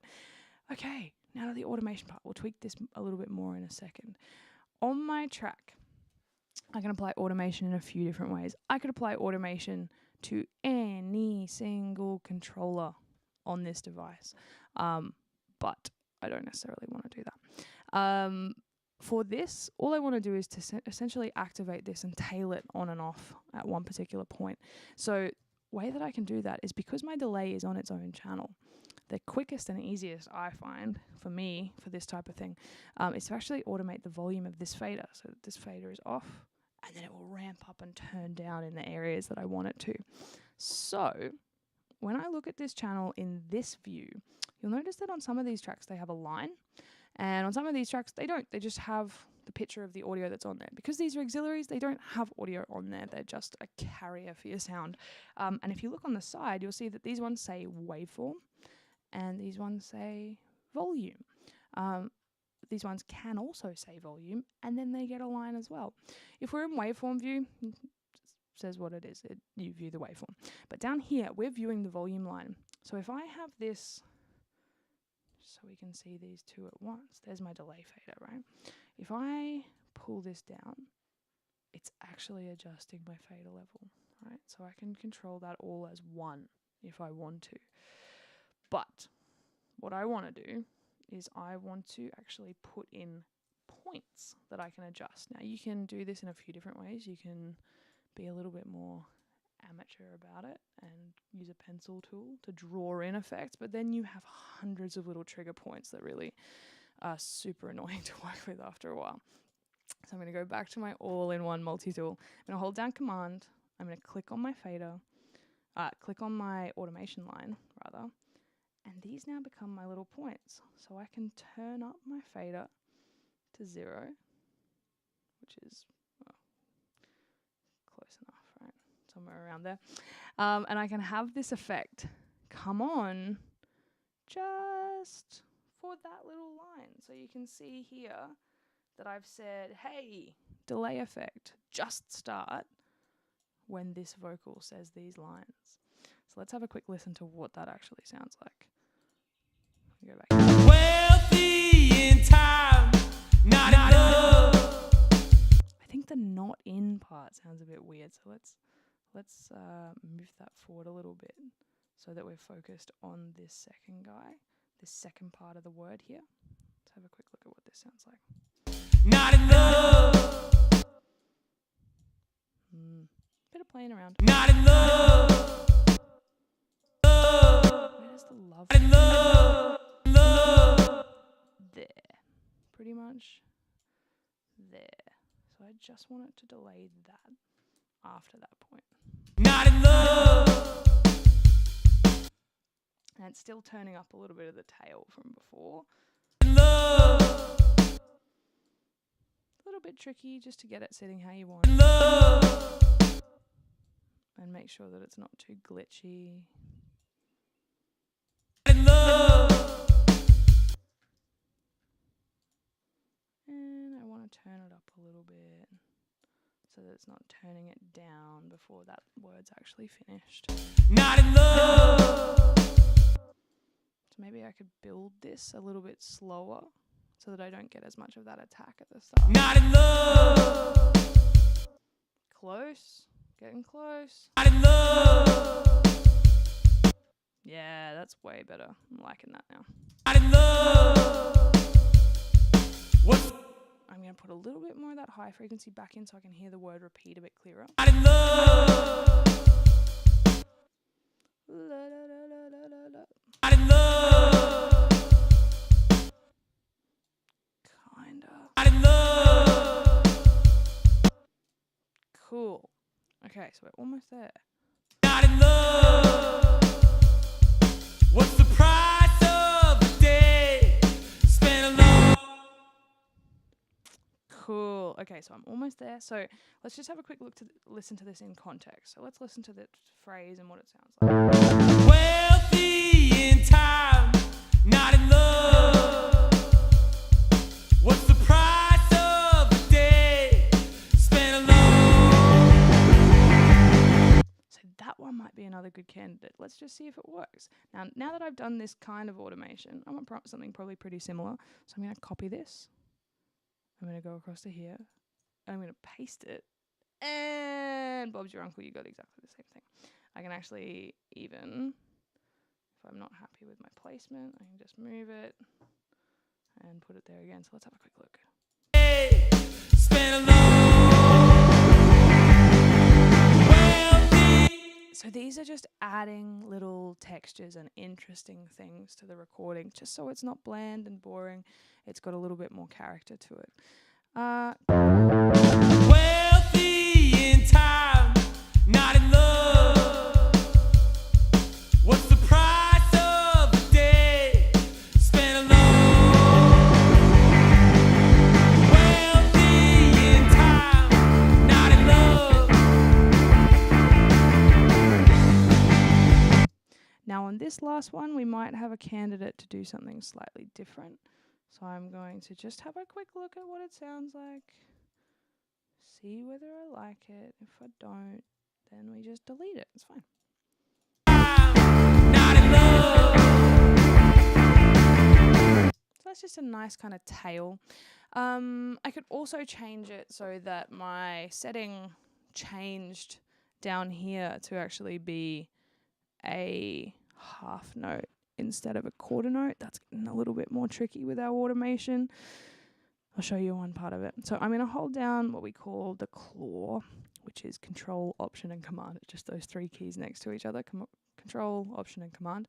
And I'm going to click this guy. And what this is going to be is Enable Automation for Note Left.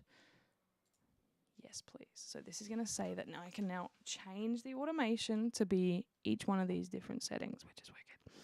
So now, instead on here, you'll notice that I still have volume control, which is what I've just set up here. But I also have an automation line for this weird thing. So what this allows me to do now is I can step between whole note. You can see it written over on this corner here. Whole note, half note, quarter note, eighth note, 16th note, and off.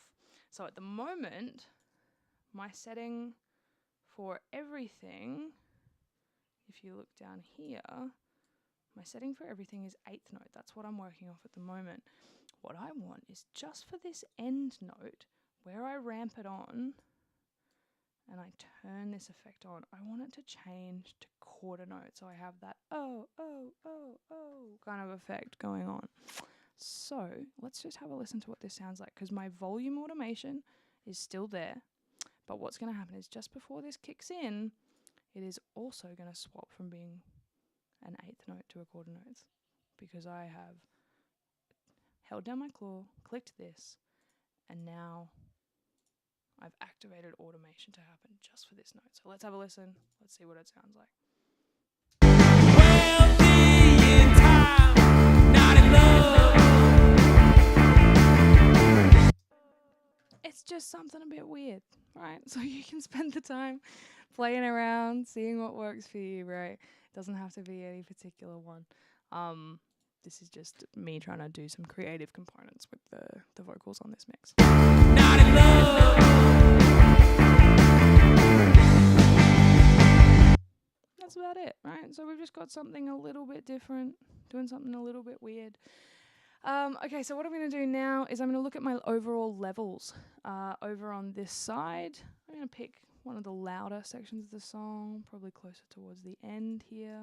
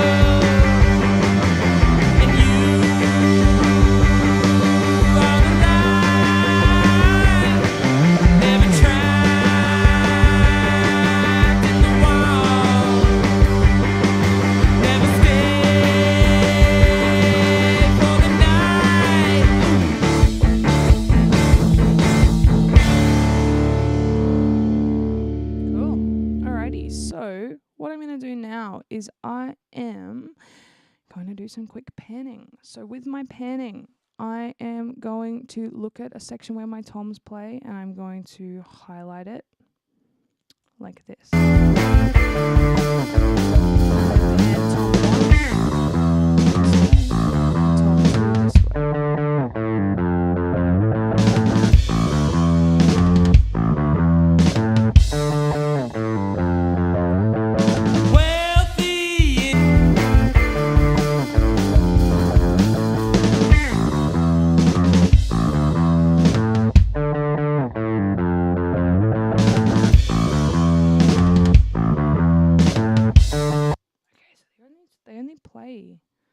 About twice. We have this little roll go from on our snare and our toms.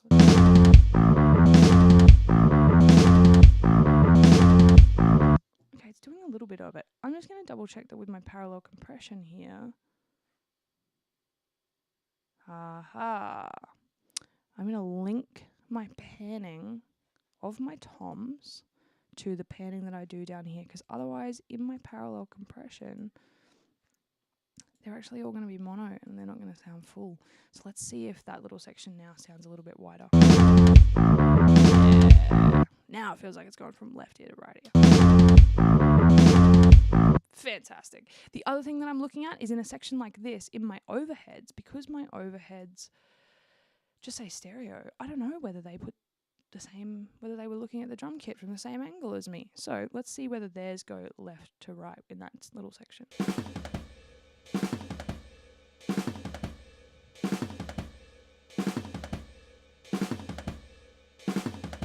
Yeah, they do the same. You can actually see on the level here it goes woom, woom on those two little hits. So that's cool. Alrighty, and let's just make sure that it follows the main panning in case we do anything else as well.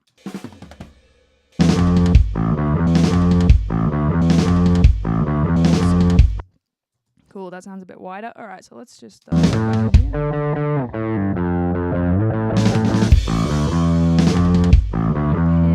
Pan my dry signal of my guitar a little bit wide over here.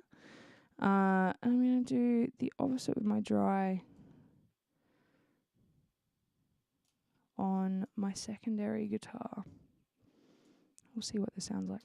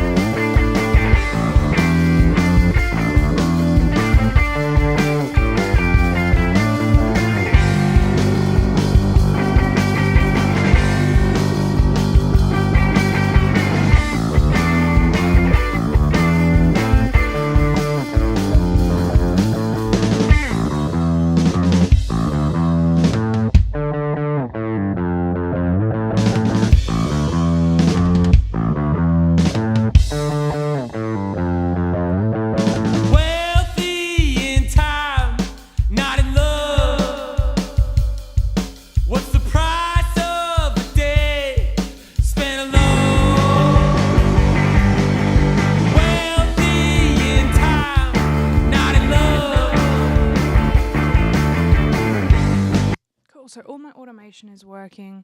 Everything's sitting in relatively well together.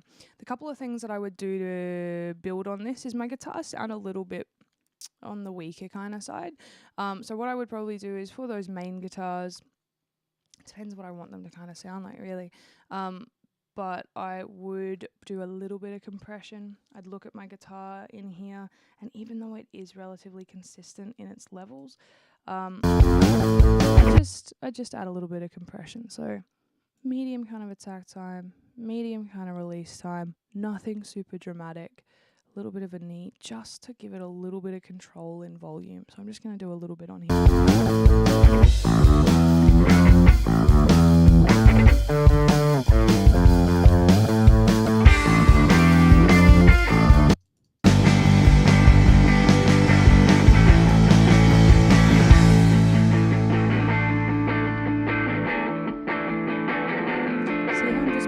Threshold down until it's just touching these loud sections.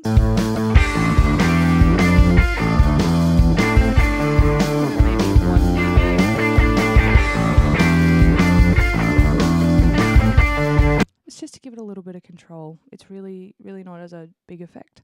And I'm going to go across and pretty much put the same guy on the other one. I'll just check the settings work. Should be pretty similar, really.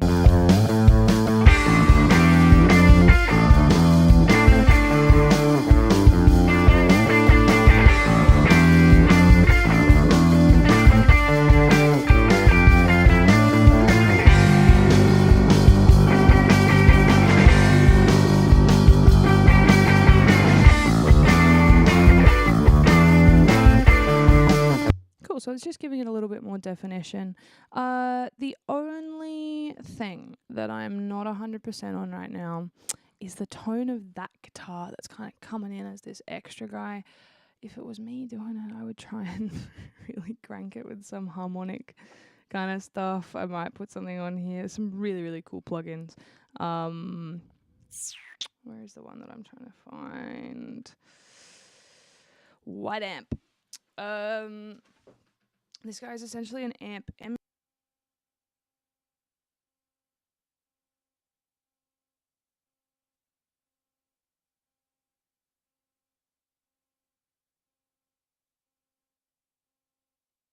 What? Hey, we're back. Okay, sorry. You can essentially play around with the mic settings. Move your microphone to be off axis versus on axis, far away, close up. And you can change the amp settings as well. I just think it's quite cute and super cool. So let's just have a quick listen, just because I'm curious as to what this is going to sound like.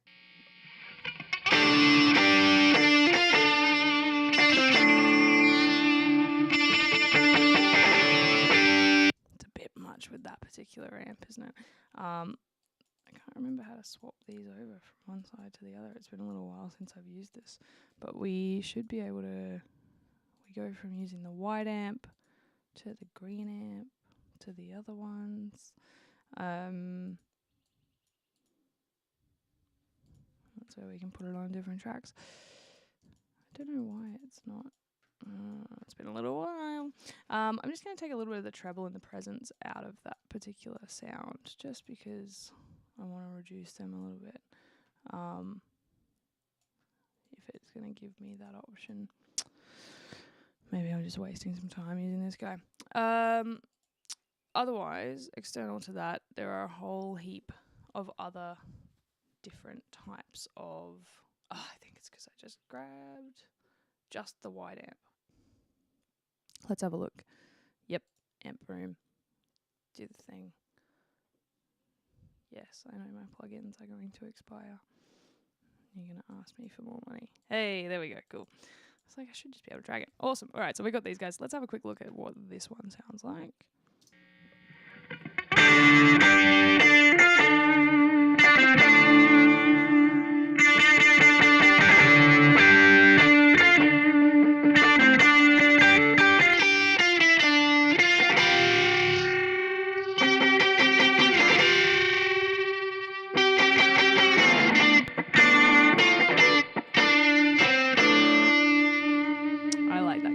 Sound. That sounds really nice. Let's have a quick play of that section again.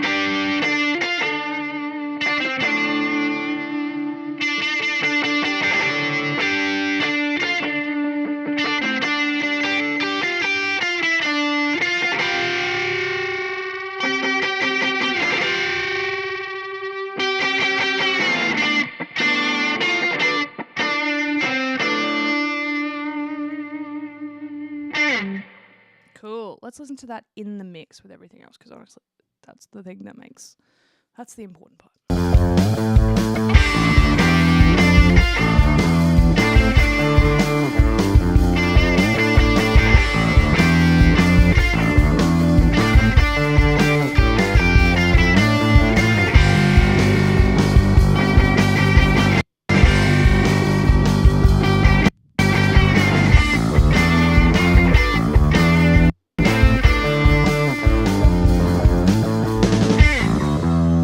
Okay, so what I was just adjusting there was the order of the plugins to put the amp sound first, so that I'm actually EQing it and compressing it after them, because it just feels like it cleans up the sound a little bit more.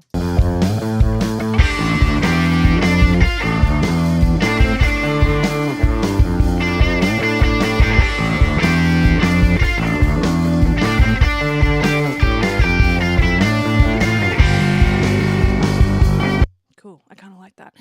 The only weird thing is I've got these guitars panned to my left-hand side at the moment, because it sounds good in this part where there's the two layers playing, but I only have one layer of guitar for the majority of the song, so I need to see what it sounds like with just that. If it sounds like it's all the way over the left and sounds weird, I'm going to need to fix that up.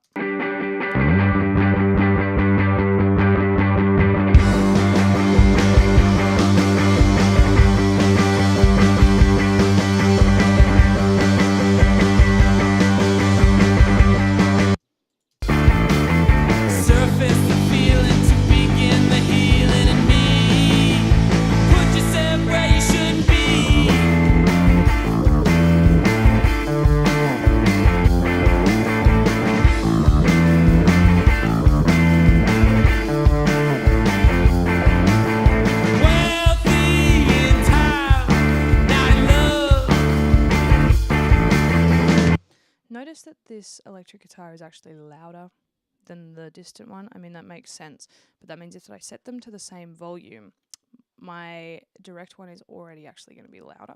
So I'm just evening that out to see what it sounds like. Surface the feeling to begin the healing in me.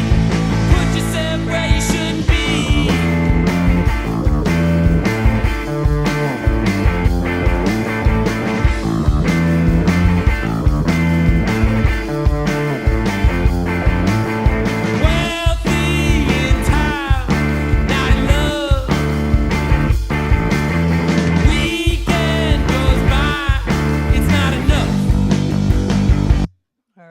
One more bit of automation that I've done. Get pedantic. Okay, so for the majority of my track, I want my other microphone to be sitting out onto the other side to fill out my stereo field. But when this guy starts, I want this to go over to this side to meet with its buddy. So to do that, I can do this a couple of different ways, but one of the easiest is going to be via the same automation that I just showed you before. So instead, I'm going to flick down to load up my panning onto my track, which is my panning automation. I'm going to look at this section where these two guitars start playing together, which is just this part. And now that I've selected it, I'm going to grab, because I'm currently on, if you see over on the side over here, it says left and right. So what I'm going to do is I was previously on about 30 or 40 on the right hand side. I'm going to take it to be about 30 on the left hand side just for that part of the song, and then go back to normal. So what we should see here, take this off panning, back to waveform because it's in there now. Play it back.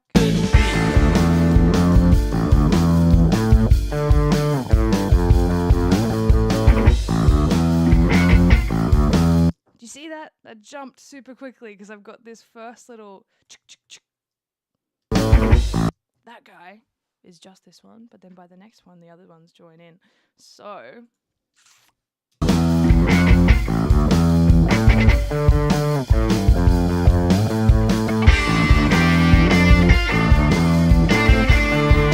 they play through their part, and then at the end,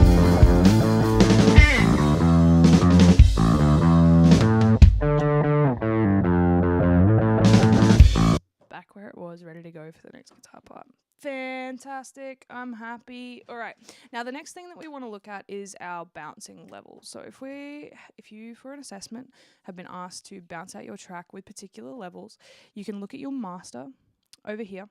And you can do your exports in two ways. You can do your exports as file, bounce to disk, and we can export it that way. The other way is we could send all of our stuff here, which is going to speakers, onto a new track to record it in.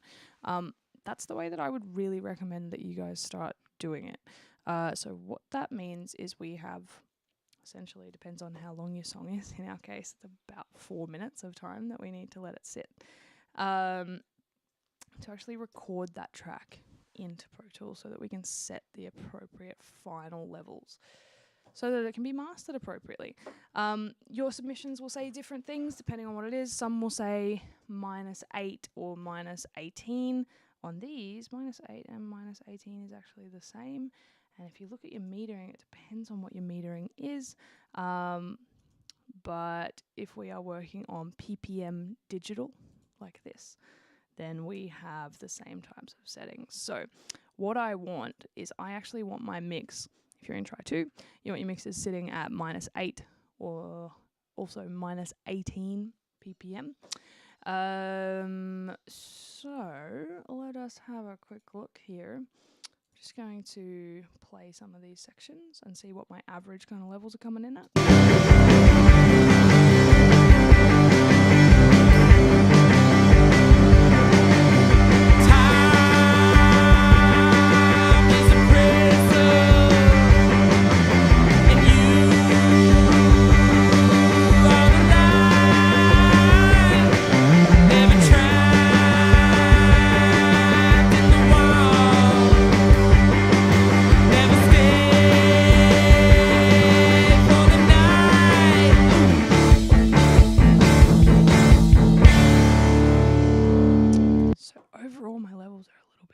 Hot.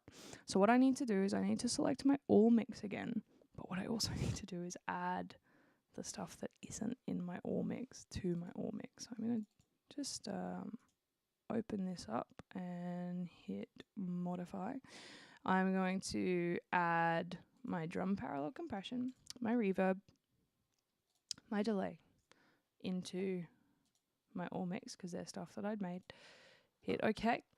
And I'm going to pull these levels down. The one thing that it's probably not going to do is adjust the automation that I've put on here because that's locked on. So I need to see whether this now sounds too loud. In time, not in love.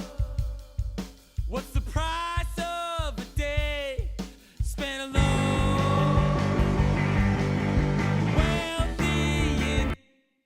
Wow, no, wrong thing. So see how I accidentally started doing automation for every channel? You don't want that. Make sure you take your all mix off. I'm going to grab this one guy and just shrink him down a little bit. Not in love. Just because I don't want to have it quite as dramatic as what it was before. Not in love. What's the price of a day spent alone? Wealthy in time, not in love. It's a bit glitchy on that last one because I didn't spend as long with it. Not in love. That'll do. Cool. All right. So we just need to also see what our new levels are coming in at. A little bit happier.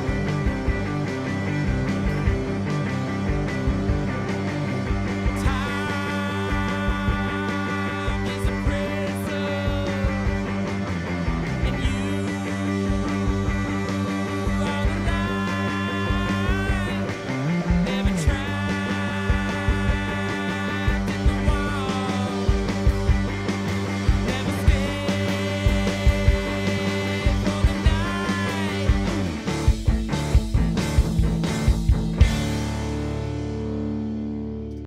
Okay, so just by listening to that, I've kind of got my mix sitting a little bit happier. I'm just going to jump back to another section. You see that I'm jumping around a lot, and the reason for that is I don't want to sit here and listen to the whole thing through. I just want to go to the key section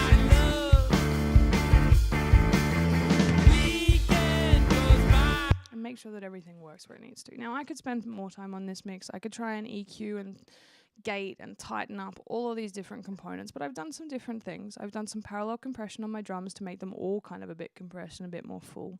I've done EQing where I need it.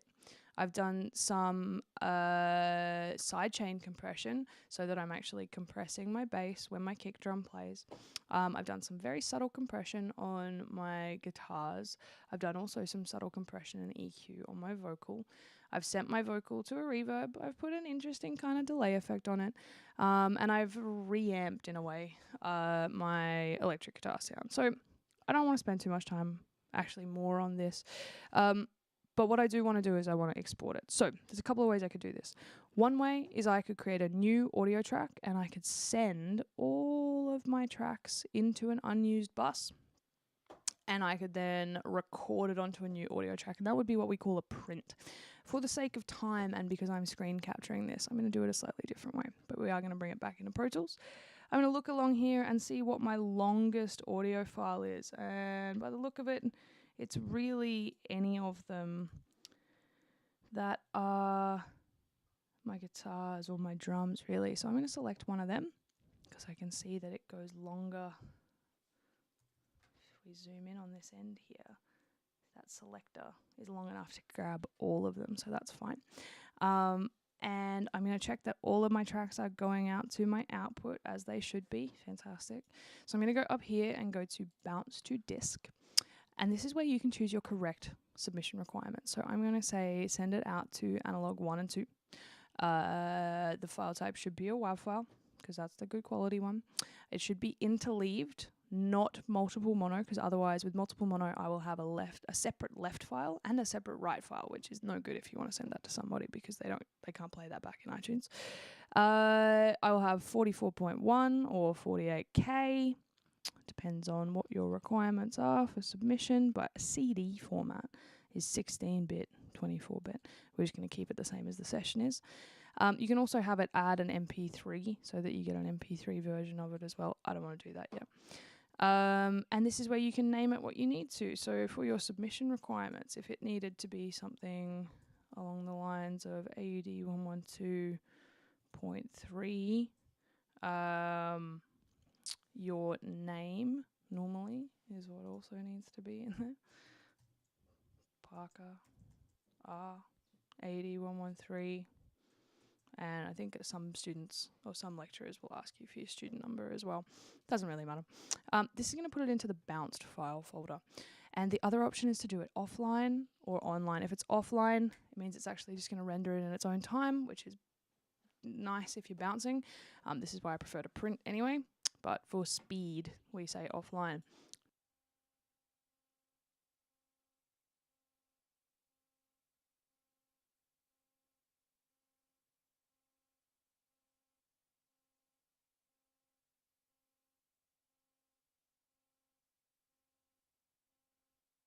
Awesome. And while it's doing that, I can't talk.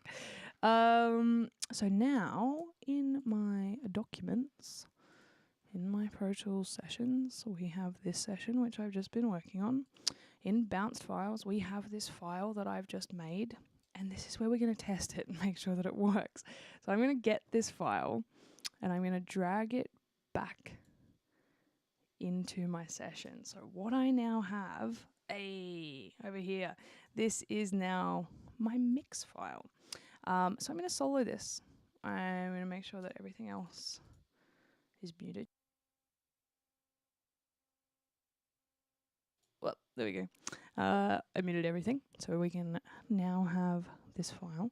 And now this is my final mix. So this is where I can top and tail it and edit it and make sure that it is ready to go. So let's have a quick look.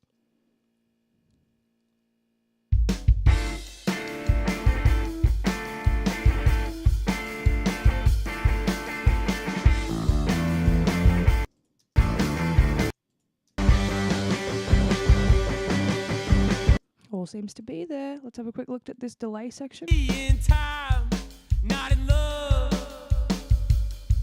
What's the price of a day spent alone? Wealthy in time, not in love. Awesome. I'm going to do the process now of topping and tailing, and this is removing the excess from the start. All of this. So we're going to chop that off. Highlight, delete. Let's bring it down. I'm going to zoom in even further. Zoom in.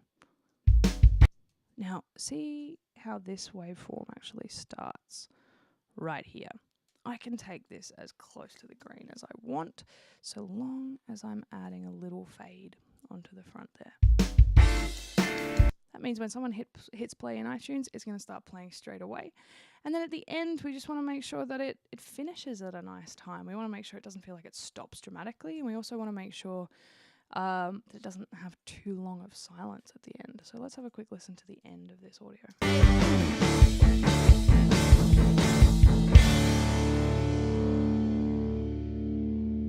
It's a long tail here.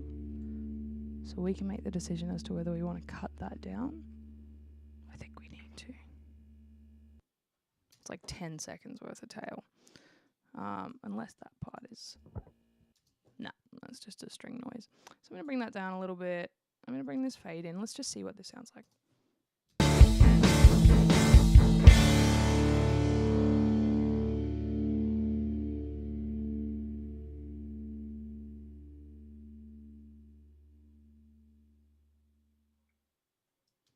Awesome. So it depends on your personal taste. I normally kind of like to count it out because I want to make sure that it would sound like it would go well into the next track in iTunes or something like that. 3, 4, 5, 6, 7, 8, 9, 10. Yeah. I mean, it's like 10 seconds of tail. It's up to you. It's also up to the genre as well. But I think that's close enough. So what I'm going to do now is I'm going to grab this file. I'm going to do a thing called consolidate clip, which means that it's actually going to render those little pieces onto it. So Option Shift 3 means that now those fades are rendered onto it, and this is now one beautiful final audio file. The only other thing that I need to do is actually make sure that it's the right volume levels for submission, depending on what it is that you need. So when you go to submit something, or whether this is in real life sending to mastering or whether it's sending to your lecturer, what you'll need to do is you will need to make sure that the peaks, the loudest possible part of that audio file, is only at a maximum of whatever volume they've asked for. So we can do that a couple of ways. At the moment, I normally prefer to use the gain plugin, but I'll show you the normalized one. So what this allows us to do is, actually, you know what? I'm going to show it to you with the gain plugin just because I like the way that it works better. So what I'm going to do now is I've selected this file. I'm going to analyze this file, and it's told me that the loudest peak in this audio file is minus 9.3 dB in peak measurement. So if for submission, the person looking for your submission is looking for the loudest peak of the recording has to be at minus, let's say minus 8, right? Or minus 10 or minus whatever it is that you're working on. Let's say minus 8. So if that's the case, I'm going to write that my new result, I want, not my result, sorry. If it's at minus 9.2 currently, I'm going to get it set. I can hold down Command to do the small increments. I'm going to re-render this, adding 1.2 dBs to the whole file so that my end result is going to be minus 8. So it's perfect. So it's rendered it. It's just made it that tiny fraction louder. And now this is a perfect file ready to export. So for my final export, I'm going to go Command-Shift-K. I'm going to hit MP3 because it's an MP3 file. That if I want to export it as. If I want to export it as a WAV file, select WAV, choose the settings that you need for submission, interleaved, so it's that one file rather than the two. Cool. I'm going to export it. Now it's going to export with whatever the name of the clip is. So I've already named it pretty much correctly. I'm just going to fix that because it's now got gain written on it because I gained it. So this could be, if this is, you can write it's your final. Don't write final if it's definitely not your final though. This is your mix file, something along the lines of that, if you're sending it to people so they know what you're working with. So now, as we export it, Command-Shift-K as my shortcut there. I'm going to make it a WAV file. We are then going to go to Documents. It's going to go into the audio file folder of where we've been working with anyway. And I'm going to hit Export, and now that's going to send out a WAV file. On the flip side, I also want to do the same thing, same shortcut again. I'm going to do an MP3 too, just for my purposes. Don't submit an MP3. We don't want that. But it's really good for you guys to have. When I hit export, it's going to ask me for the codec information as well. So for this track, I can add in the information of the artist. So the artist for this, if we have a look at the desktop, the artist is called Woodfire, and the track is Wealthy in Time. So, Wealthy, this is where that info is going to come into iTunes. Sorry about the typing. Wealthy in Time by Woodfire. Album, unknown. Genre, we could give it a genre. We could say that it's alt rock if we want. We can give it all kinds of other crazy genres if you want to. Album, unsure, so it doesn't matter. And hit OK. And now I'm going to end up with another one. So if I look in here now, I have this session that I've been working on in here. I'm done with my session. I could close it, but I need to keep it open just so that you can still hear me, right? So we go to Pro Tools Sessions. In here, in my audio files, I now have these weird files down the bottom. There is my final mix WAV and my mix MP3. So this is the guy that I can, if I have iTunes open that I never use on this computer. Let's see what we've got. Bow, bow, bow. Okay, so we'll go songs. Awesome. In here, if I drag this in, you can see that it now changes it from being that file to having that information in iTunes. And if we play it back,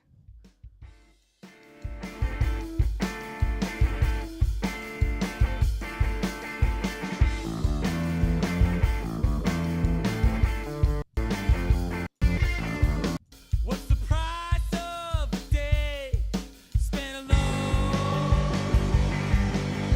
Well, fantastic. So we now have our mix. It should end right on time too. 1, 2, 3, 4, 5. Could probably cut it a bit tighter. And then into mastered tracks. So you'll notice that the other mastered tracks around it are very different volumes. That is because this is a mixed file and it hasn't gone through that final stage of limiting and compression. But that entire process there is taking you from start to finish working on a new mix. I know that that was a longer than a 1 hour lecture, but you now have that additional information to help you out, right? So this process that I've just gone through, start to finish, it's going to be different for every different person as you work on your stuff. For me here, I know that listening with the headphones I'm currently using, I've probably added a fair bit more bass than I probably normally would. If you're listening at home or if you're listening on some speakers and you're going, man, that is really bassy on that kick drum and in that bass guitar, I'm probably not going to argue with you because the headphones I'm using right now do not have a lot of bass. So with these, I have a tendency to turn up that bass a little bit more. That is why it's really important for you guys to now take this mix session that you've worked on, take it to another room, listen to it with other headphones, listen to it with a set of Apple earbuds, play it through your phone, send it, do all that kind of stuff. But otherwise, thank you very much for watching. There are going to be some follow-up questions to talk about this in class in week 13, but please use this as a resource. If there are any extra little I guess, kind of steps that you may forget about how to set up that parallel compression or how to set up that side chaining, just so that you can use that as a guide as we go through. Otherwise, thanks very much and have a delightful day.